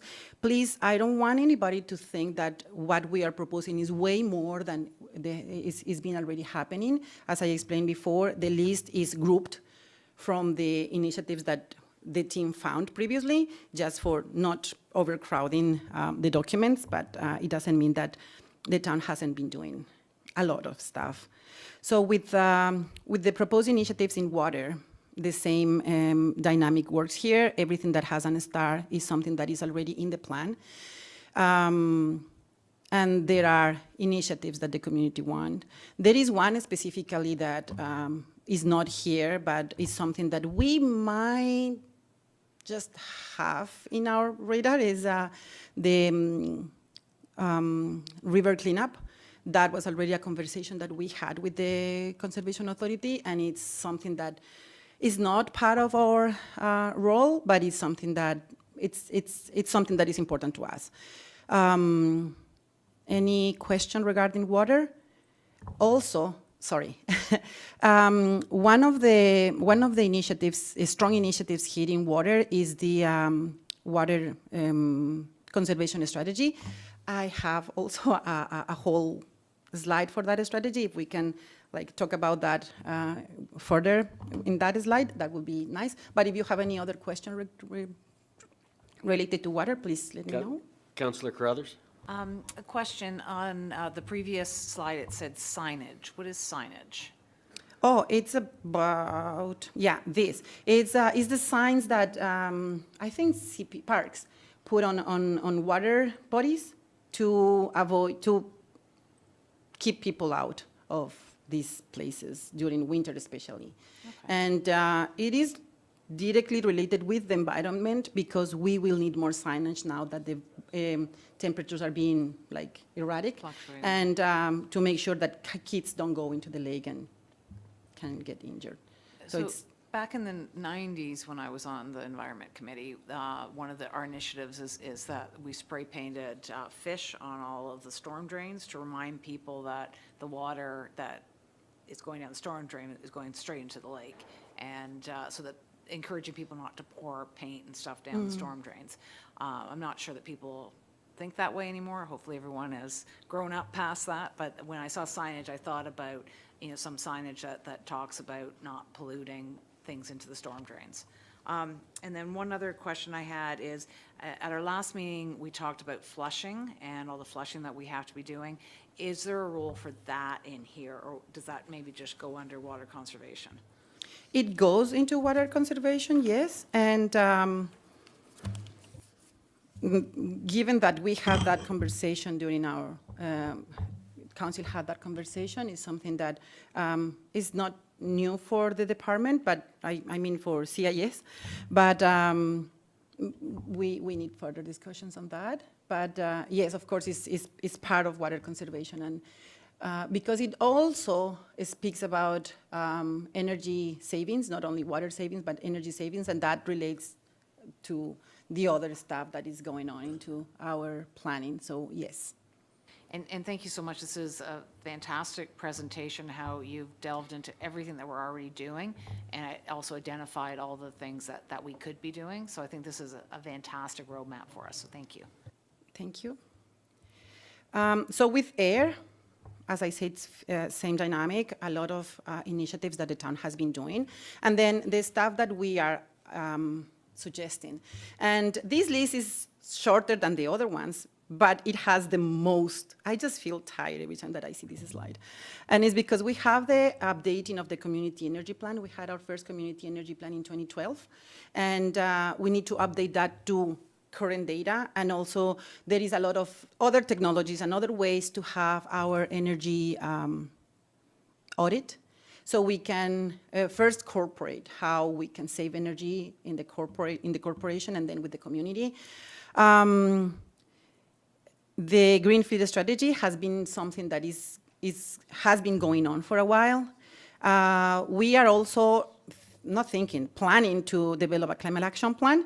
This climate action plan is more directed to adaptation plan is towards adaptation, while the community energy plan is more towards reducing greenhouse gas emissions, which translates to climate change mitigation. And the other program is the LED streetlight conversion strategy, which also will be is part of the community energy plan, which means that our plans is not something, it doesn't mean that when we have the plan is something that we are just starting, but we are just compiling that in order to have that in a more organized way, but our stuff that we are already working on. With biodiversity, we had the NOMO May, invasive species working with operations and the Conservation Authority and reforestation programs and activities.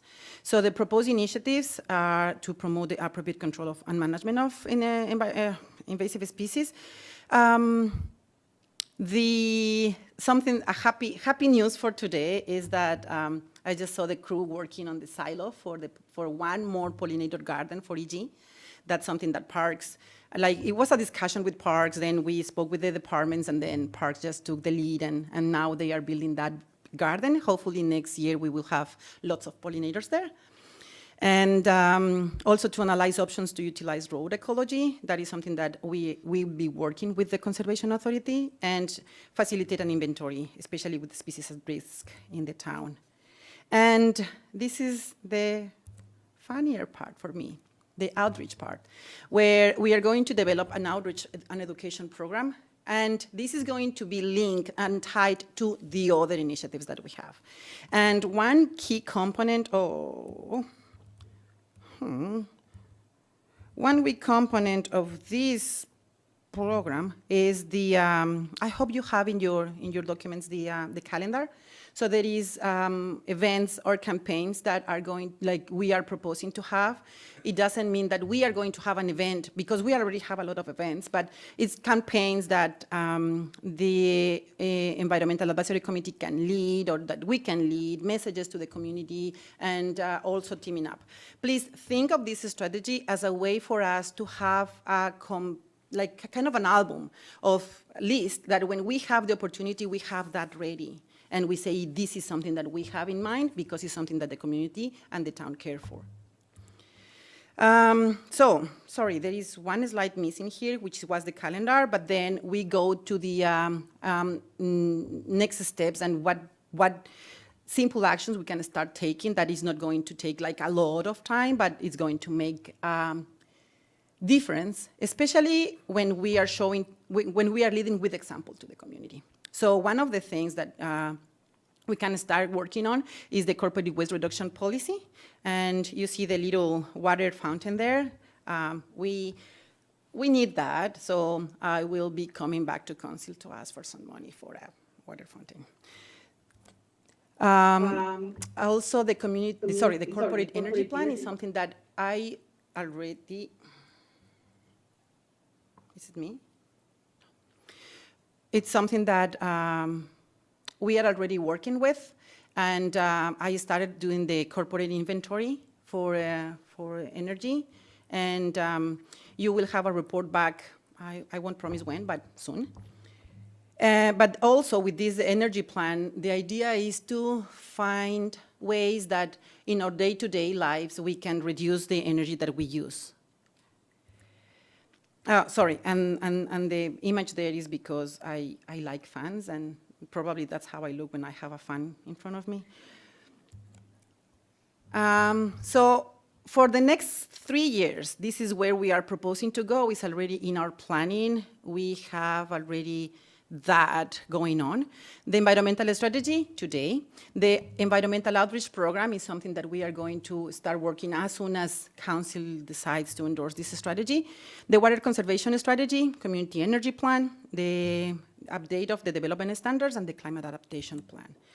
So for the environmental strategy, validate, today I'm presenting, and then afterwards I'm coming back with an updated version of this strategy to be approved probably in the first quarter of 2024. Then start working on the outreach program from the first quarter of 2024, and then start implementing that. The outreach program is going to validate and implement the environmental strategy, given that what we are proposing with the environmental strategy is a close connection with the community.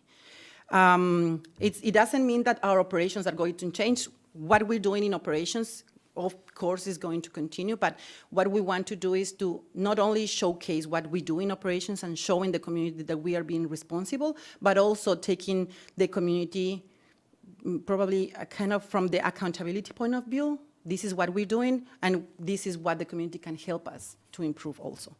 In coordination, of course, with other departments, he's going to develop some activities and actions and have an environmental calendar and campaigns, action, and education and engagement. Oh, here's the calendar, sorry. So as you can see, everything that is in yellow is what has been happening in the town, and what is in green is what is new. And everything else, it can be like an announcement from the town, something that we can encourage the community to work with, something that we will be working closely with communications. For the proposed, for example, July proposed plastic-free July campaign is not something that, these campaigns are not things that we are going to do by ourselves. We are linking and leveraging the resources that are already in place. So the region has the plastic-free July campaign, of course in July. And then we have in October the Circular Economy Month campaign is going on already with the region. And what is new, what is actually our CAO idea is to promote a November Buy Local month in advance for Christmas. And for Christmas to propose a campaign for waste-free holidays. We started that last year with IAC, and it is something that I think most people hopefully agree with. So with the water conservation strategy, this is something that IAC brought to council, I think in 2020 or 2021. And there is already a draft work from them that we are going to refine, update, and then present to council. The strategy is meant to be a way to help the community to reduce waste, water waste, like the waste of water. And this is going, of course, to translate in savings to the community, but also savings to the town. This is the library sustainability plan. The libraries are our best partners in outreaching with the community. The libraries where we did the initial workshops, and they are always happy to have us, to host us, to help us also communicate with the community the activities that we're doing. So kind of in response to that kindness from the libraries, we are going to work on a sustainability plan, but it's also kind of a pilot program working in a smaller organization to see what can be implemented there that we can then scale up to the town as a bigger institution. With the Green Development Standards update, we have joined the community of practice for that.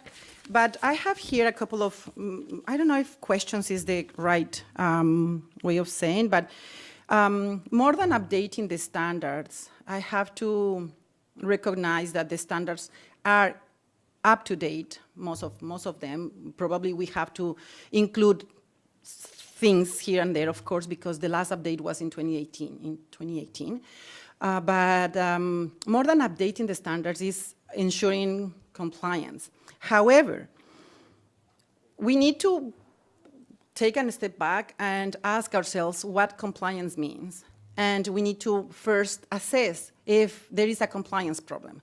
So probably what we can do with the environment, to start with the green standards, is to see what compliance look like and how we can work with the developers to really build the communities that we are building in the town already. And we want to achieve maximum environmental benefits with the standards. So of course, in the long term, we will need data to know what kind of standards are being used, how they are being used, who is using them, and how that is translating into the community in order to be able to say, this is where we have a problem, and this is how we are going to address that problem. With the community energy plan, as I said before, we are going to start with the corporate energy plan to see where we can save energy, and then a similar exercise in a broader scale is going to happen with the community energy plan.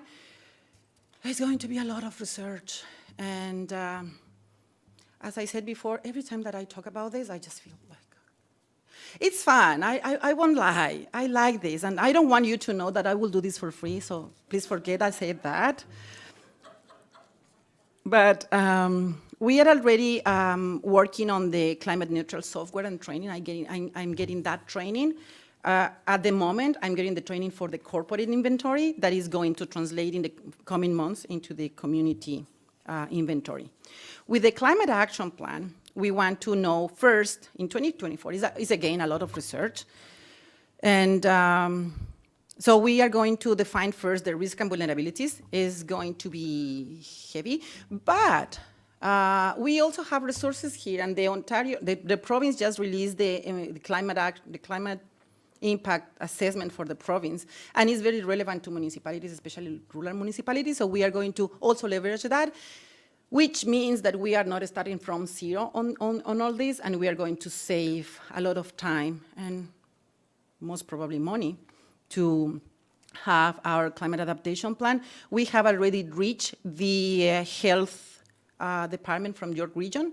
They also have a climate action plan and a climate impact assessment related to climate change. So there is a lot of work already happening in the background of this that I am just like gathering and being involved with. At the end of the climate action plan, what we want to see here is a financial analysis. Basically the cost of doing nothing and the cost of adaptation. We want to know how much it will cost us to not do nothing and how much it's going to cost us to retrofit our buildings, to improve our roads, and to be better prepared for events that are going to happen. So for doing this, the next steps is putting together working groups. So for the outreach program, communications, parks, and the libraries, for the Water Conservation Authority, communications and CIS, for development standards planning, for the energy plan, planning and CIS, and for the climate adaptation plan, planning, CIS, and CPRC. So it's a lot of groups, I know. And other than the internal groups, we are also part of the regional groups and the municipal groups with the Clean Air Council, with the FCM as well. And so it's not something that we are doing by ourselves. We are not alone here doing this. And it's a great community that is out there to support us as well in this. So going back to the vision exercise that I asked you to do before I started this presentation, different cultures have different name for Mother Earth. In my culture is Pachamama, which means Mother Earth. For Ojibwe people is Ni Mama Aki, which means also my Mother Earth. And what I wanted you to have, like, grab back that feeling that I spoke before and think about putting that place, nature and the environment and the earth. And ask yourself if you will do anything and everything that you need to do to protect her, to ensure that she's going to be there for you, for your kids, and for your grandkids and the grandkids and that. It's not an answer, of course, you don't have to answer anything. I just wanted you to have a little bit of what I feel every day, and a little bit of what people, the green people, have in mind every time that we think about the environment. And also knowing that one of the conversations that we had with the team and with our First Nation partners, a very fruitful conversation we had with them, was that they want to see environmental stewardship not from a policy perspective. It has to be mandated, but something more that it is the right thing to do, and you do it because it's just what you will do for your mom or for your kids, right? It's something that comes naturally for you, and it doesn't have to be enforced. And at the end of the day, that is our ultimate goal, that we don't need policies to ensure that we protect the environment, but it's just, we are so connected with the land again that we just care for it. So, So these are some pictures that our residents submitted from ED. The question was, sorry, I don't remember the question, but it was something that, can you share your environment photos?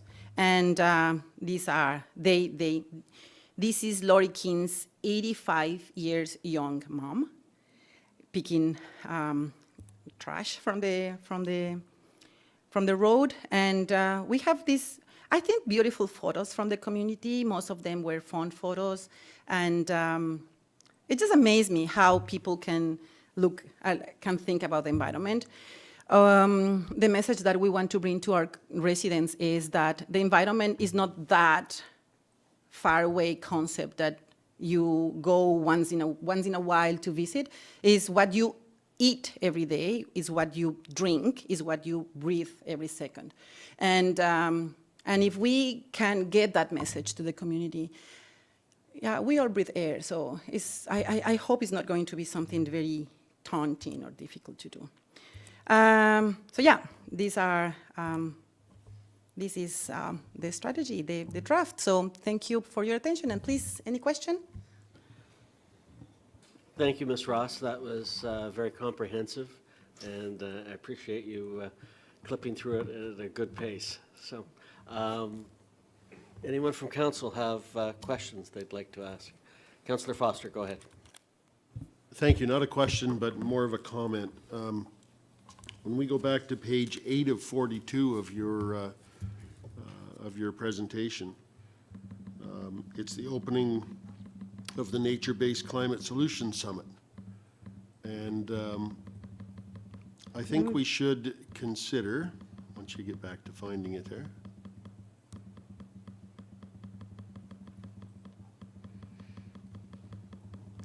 I didn't realize I have that page- many slides. Page so- 8 of 42, yeah. Page. Through you, Mr. Chair, Chris, perhaps we can assist you with that one. It looks like the pages are bouncing, so just one moment, jumping please. back and forth. Yeah. Okay, let Anyways, I'll go ahead. So that statement reminded me of, and I'll use the CAO, Mr. Valchik, on this one. I couldn't help but think when I was reading it that, no, that's not it. Sorry. Anyways, I couldn't help but think when I was reading it that the CAO has mentioned to me numerous times how sometimes a posted statement in his office of the strategic plan, he finds himself looking at that plan and using that to kind of get himself back on center, correct? And I think this statement, there it is right there, I think we should consider having that statement posted somewhere in this building so that we can all, and maybe the people that are in these chairs in the future, can kind of use that to bring themselves back to center, which is exactly what Mr. Valchik had mentioned to me about using the strategic plan. So, again, that's just a thought of mine. I don't know whether everyone would be in favor of that, but I couldn't help thinking of that when I read this statement. Thank you. Thank you. Anyone else like to comment? Councillor Carruthers. First of all, I agree with Councillor Foster. I'm not sure if we need this whole statement, something that would be easier to read maybe, but something like that, I think, to remind us of what we're doing. I think our biggest challenge going forward is going to be bringing on the naysayers. So I think when we have our outreach, we often have people who see, oh, there's an environmental consultation. That's me, I'm going. But what we have to do is we have to reach out to the people who don't see why we are doing this. And I think we have to approach them with talking about how mitigation and conservation actually equal cost savings. And we saw that with the HELP, where we did some net zero additions to the HELP that are going to pay off within a few short years. So some of the stuff that we can do actually is going to save us money, and that's part of why we're doing it. So we're doing it because it's the right thing, and to some residents that's good, and some residents they want to see more. So I think we have to be really transparent in what we're doing to show all the other benefits. And I'm thinking that there's a role for council in this, in that we're the closest to the communities, to the residents, to find out how do we outreach to the people who aren't already on board. How do we let people know what we're doing and why we're doing it? We're not just doing it for a feel good, but a lot of it comes down to budgeting when we're looking at things. What it's going to your point, what's going to cost if we don't do something? And I think that's how we have to reach one segment of our population that's not coming out to something that they see as an environmental consultation, right? So I think there's work for council to do, and I guess you don't need to answer today, but I would like to know what can we do as a council, as this is one of our strategic pillars, and so much of it, we just depend on you. So we hire you, and then we walk away and go, okay, check that box. I do feel like there's something that we could be doing as a council, and I think it might be under outreach, so just something that maybe you can think about and get back to us. We have already have a little bit of discussion about how to involve council, so I think it's going to be part of the budget discussion, and still on the making, and but yeah, you will know. Thank you. Any other comments from council?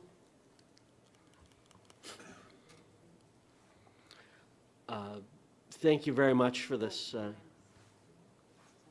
Sorry. Brian had Councillor Johns, you had your hand up. Please go ahead. Yeah, I did, and sorry for the delay there. I just wanted to say thank you because there's an incredible amount of work that you and your team have clearly put into this, and it shines through.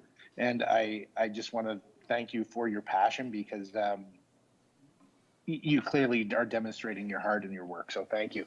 It's interesting, some of the comments that have been made about interacting with the community and bringing the community together. These are all clear opportunities. Everything from tree planting. I remember, especially when I was younger, it was year after year after year, there was tree planting opportunities, learning about ecology as we were tree planting. Why are we planting cedars by the stream, preventing soil erosion? And so there are so many opportunities. I think that I'm thinking about all the slides and the notes that I made. I just think that it doesn't always have to be under the guise of the initial purpose or the clear principle of what we're doing. It can also be about community building and bringing neighbors out of their homes and doing activities together. And I just think there's so many opportunities on each of those slides to really to get to know our neighbors once again. So I just wanted to say thank you for the great work, and I look forward to helping to build the community with some of the initiatives that you put forward today. Thank you. I just have two final comments. The first one is that I came to the realization that every single person, 100% of the population, is an environmentalist one way or the other. They might not say that they care for the environment, but they do things that might not translate into environmentalism, but go towards caring for the environment. And what we need is for them to realize that they are already caring. And that motivation may do that they do more, right? But everybody does something for the environment. And the other one is that is scientifically proven, the benefits of nature and trees on people, how depression and anxiety need a doses, a prescription of nature to be dealt with. And so that is also something that I think is noteworthy. And to the general comments, I think I cannot be more grateful with Council and the EG team for the way that we've been working together and the commitment that everybody shows doing this work. So I don't feel alone, but I will be bugging you here and there for this. So thank you very much, and thank you. Thank you, Ms. Ross. I know a ton of work went into this, and the consultations that you did with the community are appreciated. It's important that we reach out to our residents and get their feedback. So I attended many of those meetings, and some were better attended than others. But that's where you start, and you grow your audience. So I appreciate all the hard work that you put into it, and the Environmental Advisory Committee, all the hard work that they've done. I know Councillor Carruthers, who was the liaison before me, did a lot of good work and contributing to what we see here today. And to Brian Johns's, Councillor Johns's comments about, I think we, at separate times, we may have wore Cub and Scout uniforms and doing, yeah, there you go, planting trees. And this is the connection we all have to the earth. My father, I grew up on a farm, and my father, he drilled it into my head at a very young age that if you treat Mother Earth well, she will be kind to you back. But if you disrespect her, look out. So that connection to the earth was very important for our livelihood. So appreciate all the hard work you've done on this. I know a presentation of this enormity doesn't you don't put it together in an afternoon, and it's been a long time in the work. So I appreciate all the work that you and your staff have contributed. Any other final comments? Seeing none, I will ask for a mover and a seconder to accept this presentation. Moved by Councillor Foster, seconded by Councillor Carruthers. All in favor? Yeah, we're not doing a recorded vote. All right, thank you very much. It's 8:10. I am going to suggest we take another 10-minute recess. I know some folks have some things to do, so let's take a quick 10 minutes and we'll get back and we'll finish this meeting off. Thank you.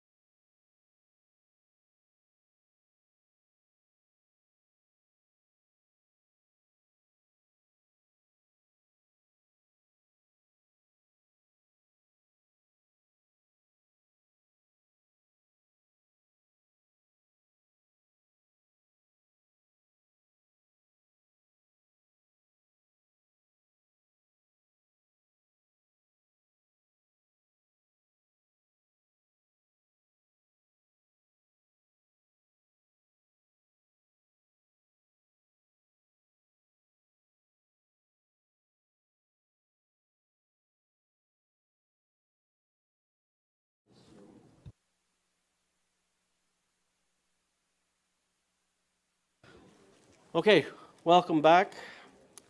We're now moving on to our second workshop, Development Services Presentation. It's a council workshop on economic development. I'll hand it over to our General Manager of Development Services, Margot Petejan. Over to you, Margot.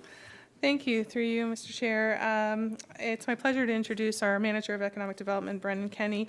This workshop is actually a holdover from council orientation. It was sort of on the to-do list, and it just sort of speaks to how busy this council is that we're just able to get to it now. But I think it's actually, we're kind of lucky in that we waited, and it's an opportunity for Brendan to showcase what he brings to this role. Tonight's going to focus on some of the context for why we do what we do in economic development, and hope it'll provide some insight into the rationale for why we allocate time and resources to the actions and activities that are outlined in our economic development strategy. Conversations like this one tonight, we hope will assist both council, our colleagues, and members of the public in better understanding and engaging with our goals around job creation, around economic participation of our residents, and recognizing that those things all contribute to overall economic sustainability for our community. So without further ado, I'll turn it over to Brendan. Lovely. Thank you very much, and good evening. I know it's been a long night already, and everyone is my prisoner at this point. So I will keep it as brief as I can, but there is a lot to talk about in economic development, something that Margot and I are very passionate about. We'd love to get everybody's passion into this topic as well. It's something that I think is really important for the community. Next slide, please. So we have a few objectives tonight. As Margot mentioned, it's a bit of a holdover from orientation, so we have a unique opportunity and sort of the 1 year mark for council to educate a little bit, and the public as well, on the value of economic development. So, we've talked servicing discussion, ICI, it's all at a very timely point for us. We want to provide a little bit of context on responsible growth and complete communities, which is our corner of the strategic plan, so to speak. We touch everything but those primarily, and we want to share a few updates on key activities. Next slide. So a bit of strategic context, and I go a little bit from general to specific here. It mentions in your strategic plan, we want to build a vibrant local economy, and we do that through economic sustainability. Again, we touch on the responsible growth. We want to build those complete communities and community resiliency. And then more specifically, and really in the economic development lens, we want to strengthen that sustainability through the attraction of strategic investment and support to new and existing business. And if I simplify economic development down to its simplest terms, we are your sales and marketing wing of the municipality. We perform a different duty than communications does, which is a little bit more informational, a little bit more local. We go outside the community, and we do a lot inside as well.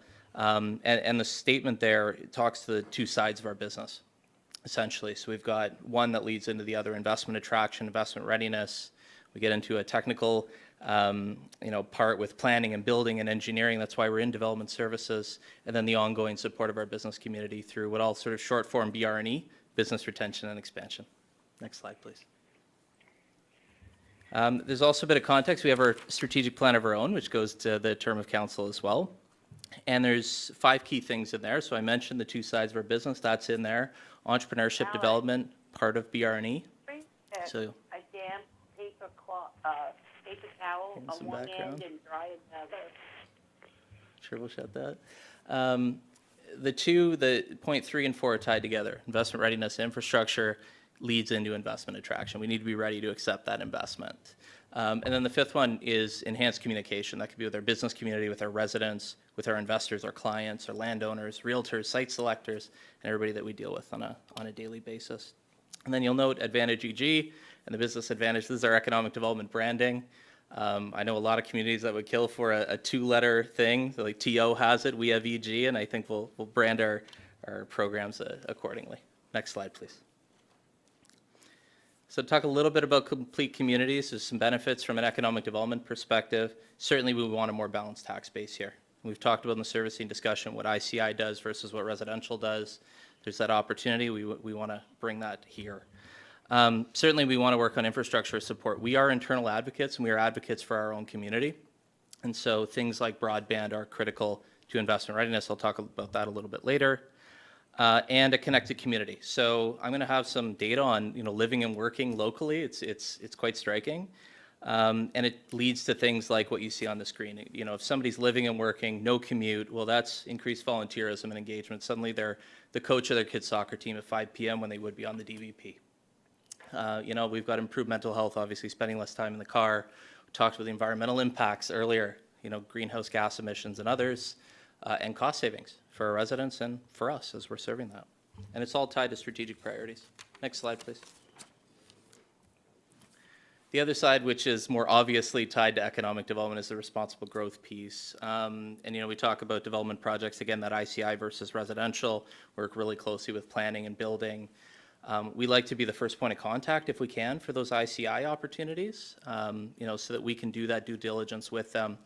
And honestly, we can have different conversations than a planner can necessarily.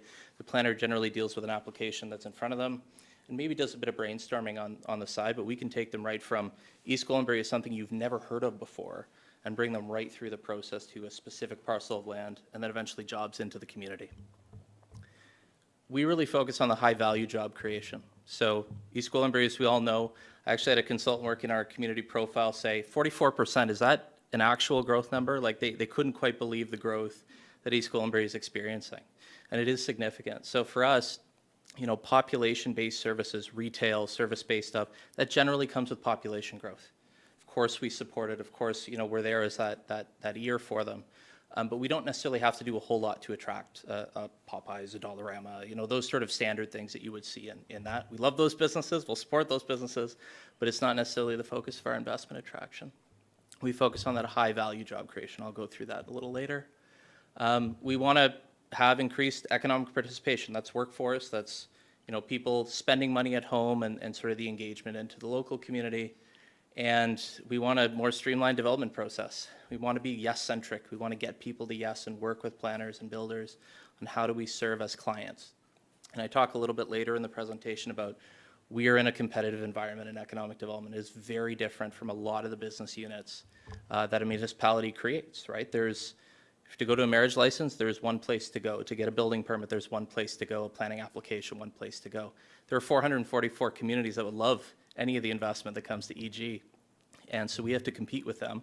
Sometimes it's a bit of co-opetition as I go back to my last presentation, but it is a really competitive environment. Next slide, please. So we'll get into a little bit of the data because we are very data-driven in economic development. I'll skip over most of this, but just to say we have large private sector employers, Loblaw obviously on the way. Public sector is generally us in York Region. There's some others in there as well. But really it's small and medium-sized businesses that run our economy. And so while we do have large employers, we go after the big whales. You know, it really is the mom and pop, the solopreneurs, the entrepreneurs, the people that take advantage of our Y Space program, for example, I'll talk about, that are really driving the economy. Next slide, please. This is a very interesting slide in our labor force, and I'm going to talk a little bit about the changes that you see in here in the engaged communities, because I have some 2016 data to back this up.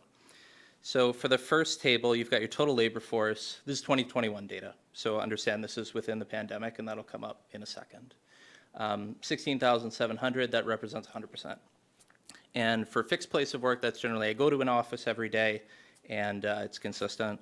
Work from home, that number I'll get to in a second, is very significant. Obviously, I think that's a contextual thing. And then no fixed workplace. Realtors, construction people, people that just go here and there, they probably spend a little bit of their time in EG, and they probably spend a little bit of their time in Toronto or in Barrie or elsewhere.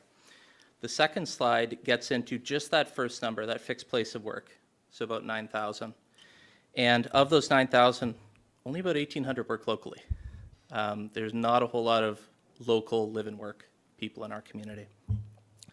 Obviously, there are people that are commuting close by, 5,000 in York Region, and about 2,300 that commute outside of York Region. So from 2016, just to give you a little bit of context, the people that work locally in 2016 was about 1,200. So it's seen some growth, but not a significant amount of growth. And then the fixed place of work is about 9,800, but really the number I want to get into is that work from home number. So in 2016, it was only 1,300 people that work from home, and by 2021, it was 5,300. So you can see a little bit of the impacts on workforce from the pandemic. That number will, of course, come down. People go to the office again, but maybe not to the same extent that they did before. So some engagement in the community there. Next slide, please. the one thing that I want to emphasize to council is we don't do it all alone. We have so many partners that are much more niche on certain topics than we are. We don't have to fund every single activity in economic development. We want to get super deep on a few activities and do them really well for East Gwillimbury, but we can lean on our partners for a lot of what happens in our sector.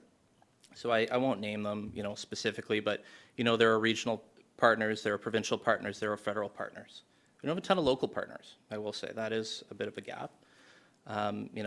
Sometimes you'll have a small business enterprise center that certainly will serve our community, but doesn't necessarily have an office or a presence here. So that's something that we as economic development advocates can work towards. Certainly the chamber is an example of that, right? And moving from a local model to a regional model. Not that they report to us in any way, but we still have to be advocates to say, where is that local service for East Gwillimbury? And think of this as kind of concentric circle. So there's one client and there's multiple support services. So ideally, the town would be the first point of contact, and that's how we'll position ourselves. We do a little bit of triage with the business, 15 to 30 minutes, very quick conversation. What are you looking for? Where are you at in your business? And then pointing them in the right direction. Sometimes it's going to be us that provides a service, maybe looking for a license or a development application. Sometimes it's going to be not very much of us at all. They may be looking for, patent help or, innovation support. Maybe they go to Venture Lab. And often it's a mix of the two. Next slide, please. So we'll get to the first side of our business, which is BR&E. I've got numbers for investment attraction as well, but generally it's about 85% of job creation that comes from this side. It is much easier to grow the businesses that are already here than attract new ones to the community. Different types of jobs. Not every job is created equal, but that's sort of the general thing. And so what we do is act in a proactive and a reactive way. So from a proactive side, we put marketing out into the community. We say, we're really good at our jobs. Please come talk to us. We think we can support your business. On a reactive way, they come in from that marketing. And then on a more proactive way, we do our business visitation program, which we've recently launched. So we actually want to talk to every business that'll talk to us in a 3-year cycle, essentially. We have 450 to 500 businesses in the community. We think that's achievable. And we want to go in depth with them. So 30 an hour of their time, go in depth, understand what their red flags are. I don't have a succession plan. I'm going to retire in a couple of years. Well, how do we get you that support? I have no idea about marketing. I have an announcement later in the presentation on digital marketing. So a lot of things that we do there. And then again, that connection to the ecosystem. So we're the first point of contact, connect out to the ecosystem. Next slide, please. So this is a bit of announcement time. So, the biggest thing that we have is partnerships in economic development. It's linked to the ecosystem. And we've identified 2 really strong partners for us. The town of Georgina, our neighbor, and Y-Space through York University. And we understand we don't have an educational facility of that magnitude in our community, but we do have York as a face, as, people are getting service from York within East Gwillimbury's boundaries, and we want to expand that. So there's a couple of opportunities there for programming. The first is Y-Space, which my colleague Brittany Stevenson-Byers is the lead. She's doing a great job on that.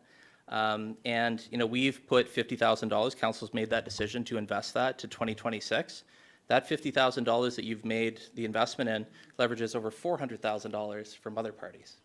So the provincial government, the town of Georgina, Y-Space itself. So really great, sort of 8 to 1 in that. And, we've got an existing space in Georgina that a lot of the programming comes out of. They also use our ops center, they also use our town hall, and we'll talk about a local space ideally for the long term. So something to do.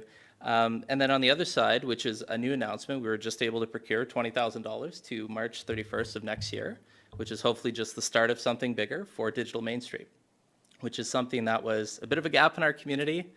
And the word that I would focus on here is resilience. The pandemic taught us that, businesses without resilience are, in a tough spot. And a lot of the losses that Main Street saw in the pandemic were gained by the large, retailers like Amazon, like Walmart, and the money that just goes out of your community and never comes back. So we're going to create, through Digital Main Street, a more resilient business base. They're going to go in. We'll have contractors and whatever that are paid by that money, and they're able to support the business hands-on. So Google My Business listing, Facebook pages, e-commerce, and the like. So a lot of great service that's brand new for our community. We've been doing some of that in Y-Space, but here's some more funding to be able to top that up. Next slide, please. Should take a quick drink.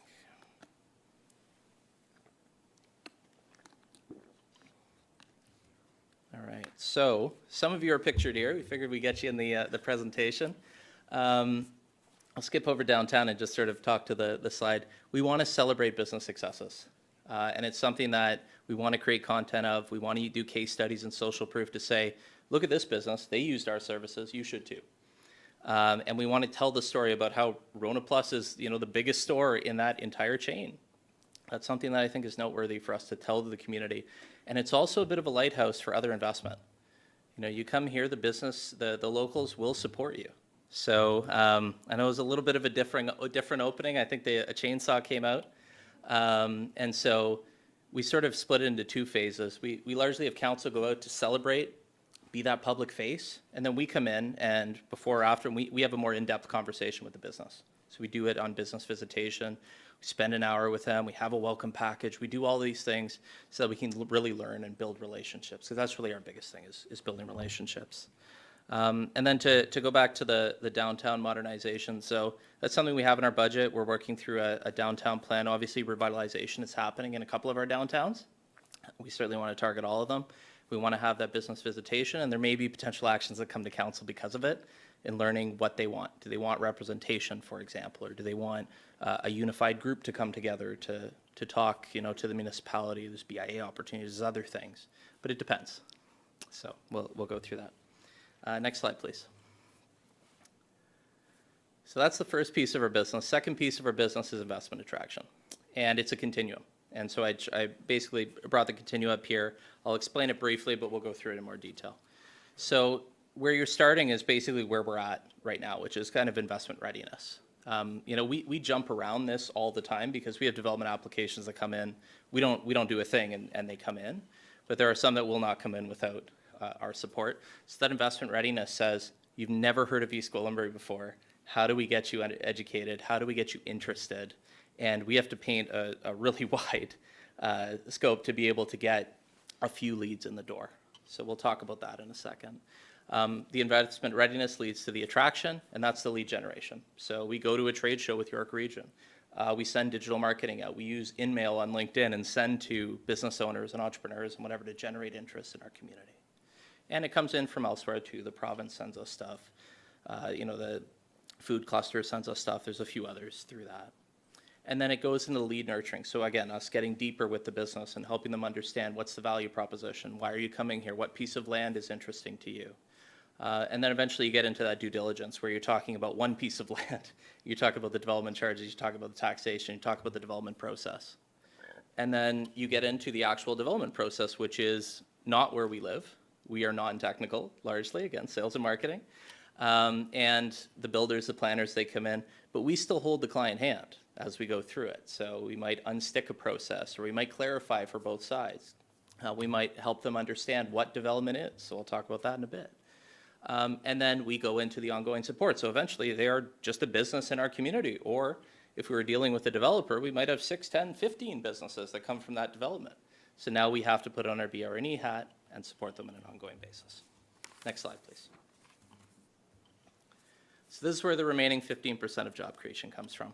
And like I said, not all jobs are created equal. This is largely the higher paying, higher value, value might be the wrong word, but at least higher paying jobs for the community. So some of that happens just naturally. I would like to note that, again, Loblaw, in the spirit of lighthouses, generally what businesses do is they try to eliminate risk and they try to see what other people are doing. It's a bit of a factor for them. That's why often when you see a site selection document, you'll see, well, invest in our main street because Starbucks is here and McDonald's is here and Pete's Pizza is here. Because they know that all those businesses do their due diligence. And so if Loblaw can do their due diligence and say EG is a great place to land your business, should others do the same? I would think so. So you just got to get the pipe in the ground, get the servicing, separate conversation, but we have lots of interest. So I think this is a key thing for us. I already talked about the competitive environment. I won't go into that again, but leads are not guaranteed. So just to focus on that. And then we talk about investment readiness. What is that specifically? So for us, it's a responsive development process. How do we get to yes? Or how are we yes-focused and yes-centric? the EG Advantage program, that's our development kind of curation, concierge. You know, we're your point of contact. So think of us as the duck. I might have mentioned this at a previous council meeting. Very calm above water, that's what the client sees. Underneath, our little flippers are going as we talk to planning, and we talk to building, we talk to engineering, and, you know, the region and access and all of those specific minutiae that come up in the development process. And then when we say fully serviced, I know a lot of time goes on around this council table talking about wastewater because that's the thing du jour, but all of this matters. So generally, the province will not market your parcel, for example, they have a program, unless you have all of this, including ownership in some cases. So water, wastewater, natural gas, hydro, internet. And the sixth one is very interesting because we don't own land, as we know. So we need to have a willing landowner. So if somebody is, sorry, I'm not interested in develop, it's a long-term hold for me, that's not investment ready. It's not a parcel that we can market. So, next slide, please. So what is the EG business advantage? Well, you know, to simplify, it's investment attraction leading to a technical process, leading to BRNE. That whole process. We just simplify economic development into that. It's about responsiveness. It's about, you know, our value proposition. Everybody says live and work. It's a great quality of life. You know, everybody from us to Oakville to Sudbury to Barrie to Toronto, everybody has a similar value proposition. How do we use customer service to our advantage? We may not be the cheapest. We may not be, you know, our land might not be the perfect shape for you, but often other communities have the same challenges. So the responsiveness matters, the data matters, the local context matters, complete communities matter. And so that's why we tie into that. Obviously, we have some limitations. We talk about the lack of, you know, public land ownership, landowner intentions in some cases. We think we can work with them really closely, the developers that are, maybe they'd prefer a lease, and that's great. But we can generate those leads for them. So instead of a warehouse, which is great, it creates assessment, there's some employment there, it might be a heavier, dense manufacturing thing that works in the same zoning. So then you're creating that local employment, those high-value jobs. Next slide, please. So we have specific target sectors. We are not a spray and pray community, so to speak. We want to make sure that you know, we're giving ourselves the best chance of success. And so our strategic plan, these are not things that I've made up. These are all in the strategic plan. I won't go through them specifically, but these are the things that we might go to a trade show to support, or we might get a little bit more specific on, or that we might target the top 50 movers and shakers in that industry and start to get them interested in our community. Obviously, infrastructure is going to matter. We talked about that a little bit.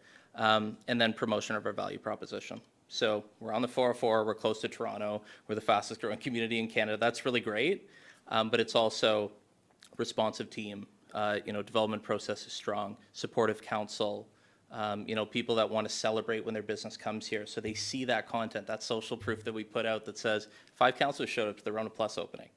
Instead of, oh, we're not that interested in that. Or, oh, well, that's great, but that's over there on Green Lane and Yonge. We don't feel that's part of the community. Like there's, you know, things that can send bad signals to business. We try to eliminate all that risk and all that certainty, give the business essentially certainty so they'll come to our community. And then for us, again, we don't do everything alone. So we work with York Region, work with Toronto Global. That's that co-opetition thing again. Next slide, please. So when we talk about lead generation, it looks like a very fancy triangle. In fact, the top row is probably 50 times as big as any other row in this in reality. So if we create 300 leads, the second row, we talk to 300 people, the second row might be 2, right? So it really does go down very quickly, and that's why we have to be very specific with our target sectors and who we approach. And then eventually we qualify them, they do the due diligence, and eventually the investment. But the investment side is the sliver. The nice part about the sliver is that might be a 7 or 8 figure investment in East Gwillimbury with 1,000 jobs, theoretically. So next slide, please. So for investment readiness, we're putting together a marketing package. And we're talking about data. We're talking about an ebook. And obviously we can print it as well. But it talks about, you've never heard of EG before. Here's what's great about us. Here's healthcare, education, safety, diversity, environmental, everything that somebody would want, because it's not just a business moving here, it's people moving here. It's people that want the jobs. It's how are we going to get the workforce? And I'll talk about that in a second. We talk about sector profiles and getting more specific on the types of businesses we want here. Or not even that we want here. We love all types of businesses. We're not going to say no and put a gate up on the 404 for them. However, again, we have limited resources, limited capacity, so how do we get more specific in that? In investment inventory. So it's nice for me to go to a trade show and say, live, work, EG. EG is great. It's an awesome community. Everybody is saying that at the manufacturing show. What specific parcel of land am I bringing with them? Am I going in partnership with a Rice, for example, or somebody else that says, we have these 4 development opportunities for you today? Would you like to talk more specifically about it? And a development map. So again, the Starbucks and the Pete's Pizza and the McDonald's. And so our goal is inform them first, build a relationship, nurture over time, try not to bother them too much, and then eventually hope they break ground and we pull out the golden shovels and we have the great photo op. Next slide, please. One of the biggest things for us is collaboration internally. And so we can't do this without development services. We feel we're in the right place in development services. Economic development sometimes in municipalities can float a little bit and be out on its own, and we feel like we're part of the development team. And that's really critical here. So again, customer service oriented response, yes focused.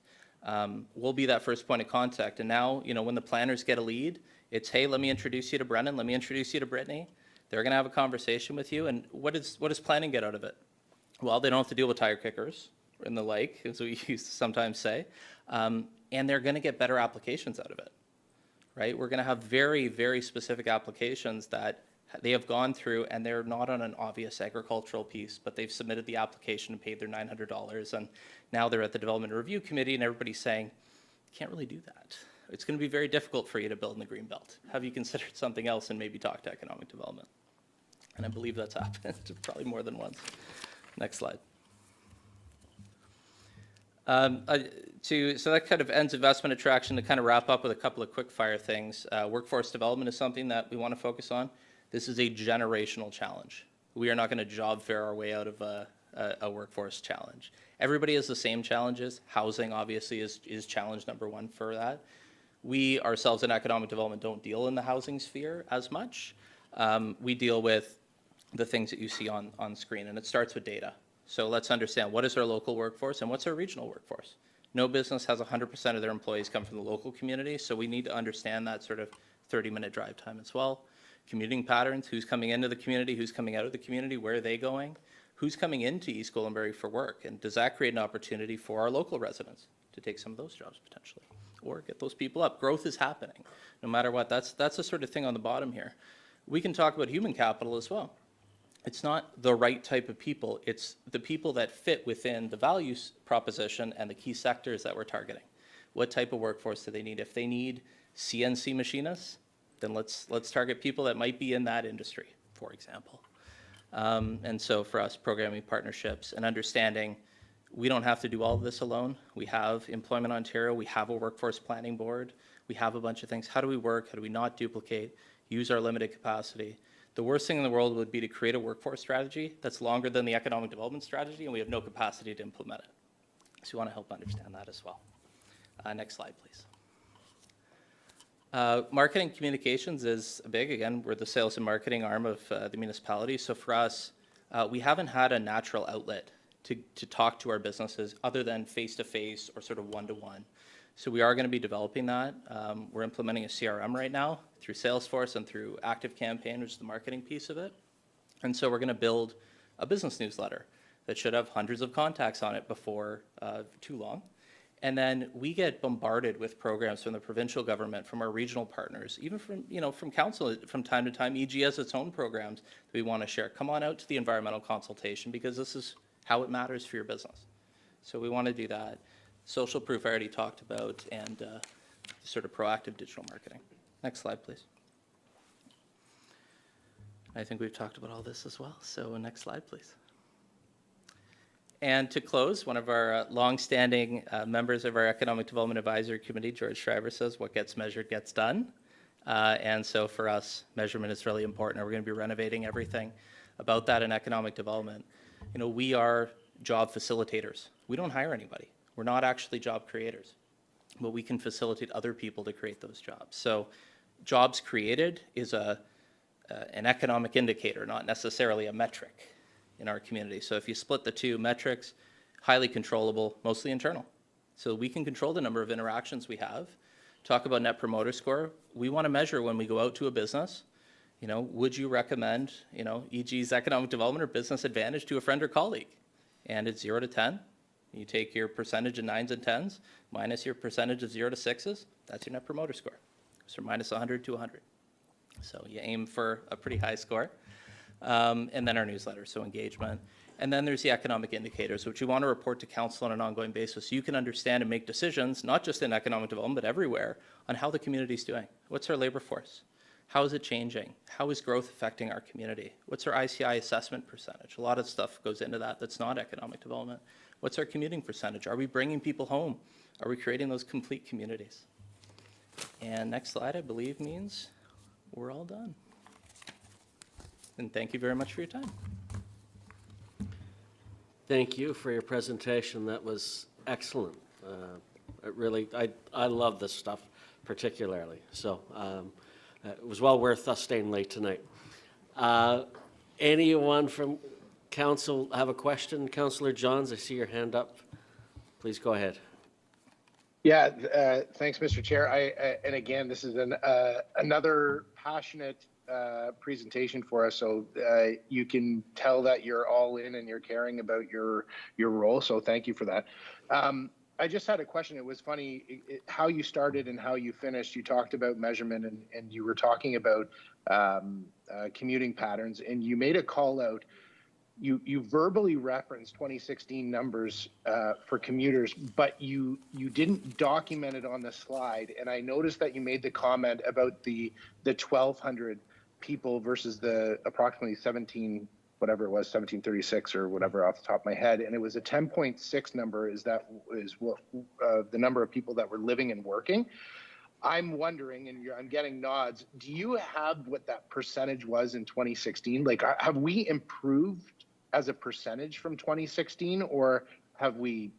Are we kind of stalemate? Have we gone down, up? Like, where are we right now? And and I know we're starting this journey. I'm just wondering, kind of the benchmark of the past to where we are now. Right. It's a great question. The best answer I have for you is it depends, and only because it's 2021 data. And so the people that work in the community, if they weren't going to an office that happens to be an EG or a manufacturing plant or something, they're counted under the work from home, which we saw a 4,000 increase in. So it's a very interesting dynamic, the 2021 figures. We're trying to update those and using what we call kind of super demographic, which is, there's a census in 2016, there's a census in 2021, what happens in between? And we can use those to kind of 98%-ish accuracy. So we're going to try and do that for 2023, heading to 25. We won't have better numbers until then, unfortunately. But based on the growth patterns, 44% growth, we're not seeing a 44% growth of people that are working in the numbers. Locally, we're probably a little bit behind what we were in 16. Okay, Councillor Leahy. Thank you very much, Brendan, for your excellent presentation. And it's exciting as well to hear about all the plans and the initiatives that you're going to undertake. I'm wondering if you could say a little bit more on just the point that you just passed over quite quickly, which is building an email list of local stakeholders.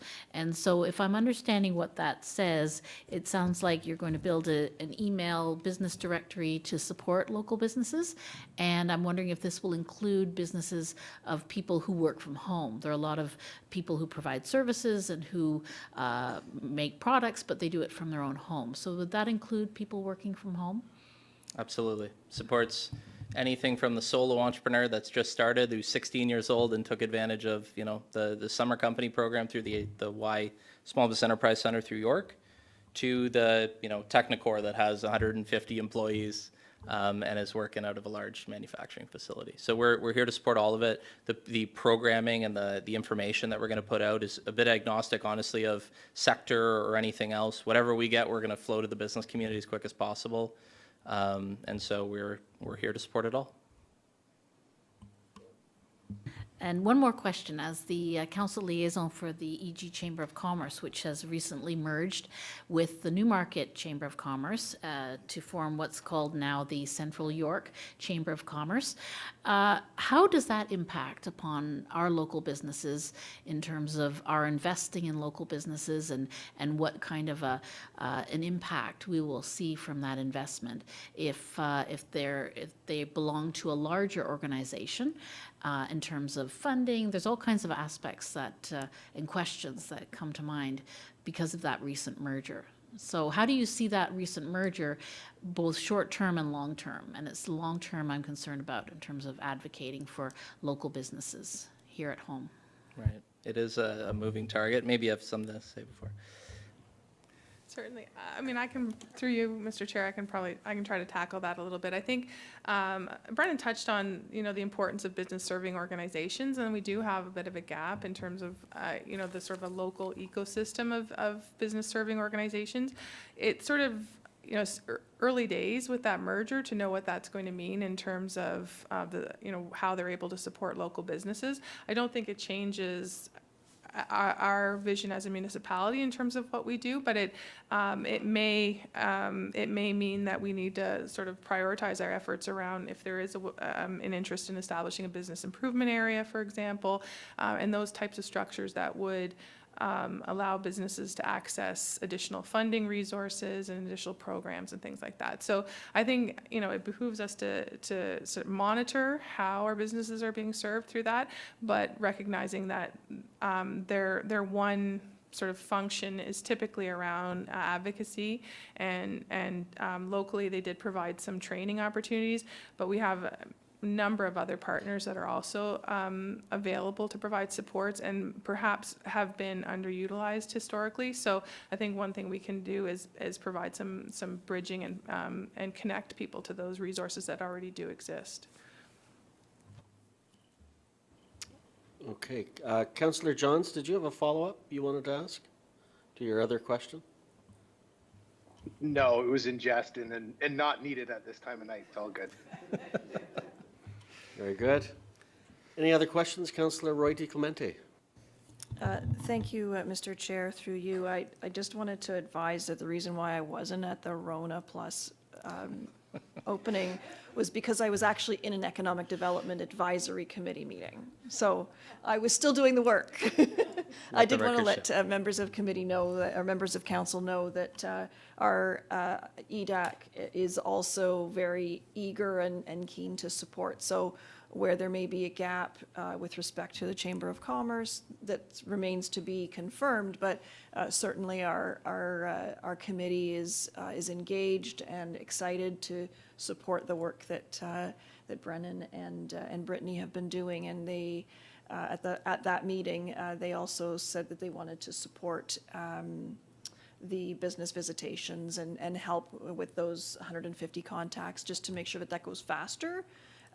Obviously, staff are able to do that, but we also have some keen volunteers to help with that as well. So I just wanted to let you guys know that your EDAC is also supporting the good work that's being done. Thanks.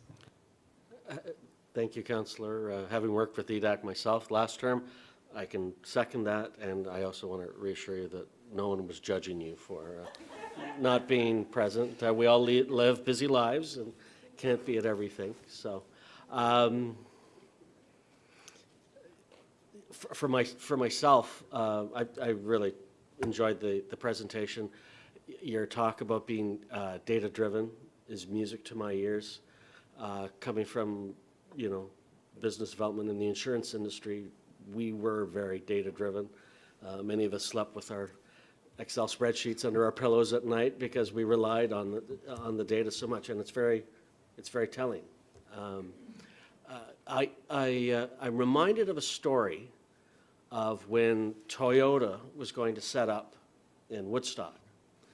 And there are things that factor into a company's decision to locate in a community that many of us wouldn't even contemplate. But one of the things that they looked at was I believe it was the grade 6 grades of students there. And because they knew by the time they got the approvals and everything and the building constructed, that those grade 6 students would probably be part of their first workforce. And so I think it's, obviously, we're limited in our impact on that, but I think it would be, from a data collection, is to find out what other companies factor into their decision to come here. Your story about one company looking at what another company did, if they set up shop, then they located. That was the basis of their market research. I've heard brands, big brands, that would shock you that they locate just because, well, Walmart's there. So that they've outsourced their market research to another company. But one of the things, though, that keeps me up at night when thinking about how we attract, economic development to our town is the price of our housing. If you look pre-pandemic, the average sale price of a home in East Gwillimbury was trending roughly around $800,000. Today it's just south of 1.4 million. That's an enormous jump, and now it's not unique to East Gwillimbury, I know, and so the good news is everyone else in the GTA is being impacted by it. But if there's a certain caliber of individual that we're trying to attract, for workforce, how compatible is that with our current housing market? Are we going after high-end individuals, or I'm sure you've probably heard this question before, so you might have an answer at the tip of your tongue. So It's a huge challenge to jump in as well. I know you're chomping at the bit, but the housing is, in Ontario, it's extremely expensive to do business, right? Our hydro costs are second in North America to California.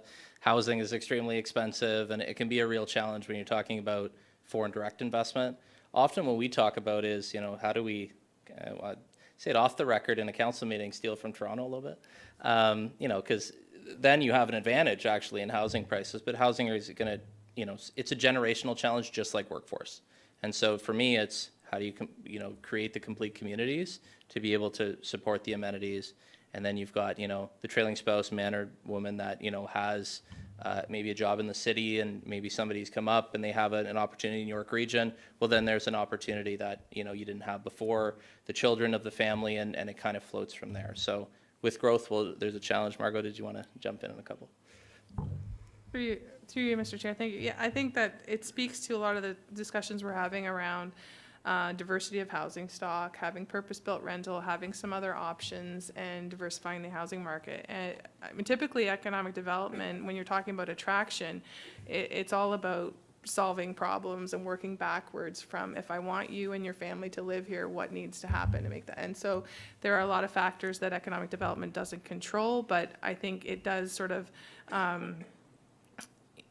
looking at things from that lens can help us in terms of how we prioritize what we're doing in other areas, specifically on the planning and development side. if I may follow up with, if there's no other questions, I'll keep going. With the broadband, I know we worked on that. We set up a dedicated committee last term of council. And I think we're at just about 95% broadband penetration in EG. And with YorkNet, with their plans going ahead, we should close that gap fairly quickly. I know talking to some of my counterparts in neighboring towns, one was at 86%, so I don't feel so bad. How critical for you, though, is for us to have full broadband penetration in EG to enable our future success and economic development? Yeah, I mentioned investment readiness. That is one of the sort of 5 critical things. It's an assumption that businesses make that you're going to have the internet infrastructure. I'd though look at it in 2 different ways. So the sort of 94, 96, whatever kind of percent that is the entire community, and not just sort of the business related areas, employment areas and whatever. And so not only are we looking to get that to 100%, we're also looking to improve some of the services in the employment areas so that we can attract the innovators and attract, even manufacturing agriculture needs connectivity nowadays to be able to, do their crops effectively and, connect all their Internet of Things, with all their machinery. So to us, it's critical. It's an assumption that we need it. I will say that compared to other communities that I've worked in that are rural as well, EG is in a great place for broadband. So for us, we have the opportunity to improve what we already have. We're not just starting from scratch or 86%, as you say. Okay, are there any other comments or questions? Seeing none, I'll ask for a mover and seconder for this presentation to be accepted. Moved by Councillor Roy DeClemente, seconded by Councillor Leahy. All in favor? Great, thank you very much. And I think, speaking for myself, but I think this topic is so interesting. You could come back annually and give us an update, because I could probably stay here for another half hour asking you questions, but I think I might get pelted with something by my colleagues, so we'll leave it at that. All right, thank you very much, folks, and we're going to move on to our confirming bylaw. And if I could have a mover and seconder for this. Moved by Councillor Johns, seconded by Councillor Foster. Be it resolved that bylaw 2023-068 be a bylaw to confirm the proceedings of the special meeting of Municipal Council held on October 11th, 2023, be taken as read, enacted, and signed by the Mayor and Municipal Clerk. All in favor? Motion is carried. And could I have a mover to adjourn, that be it resolved that the meeting of Municipal Council be adjourned at 9:06 p.m. Moved by Councillor Roy DeClemente, seconded by Councillor Johns. All in favor? Motion is carried. Thank you very much, folks, and thank you to staff for a very informative evening. Good night, everyone.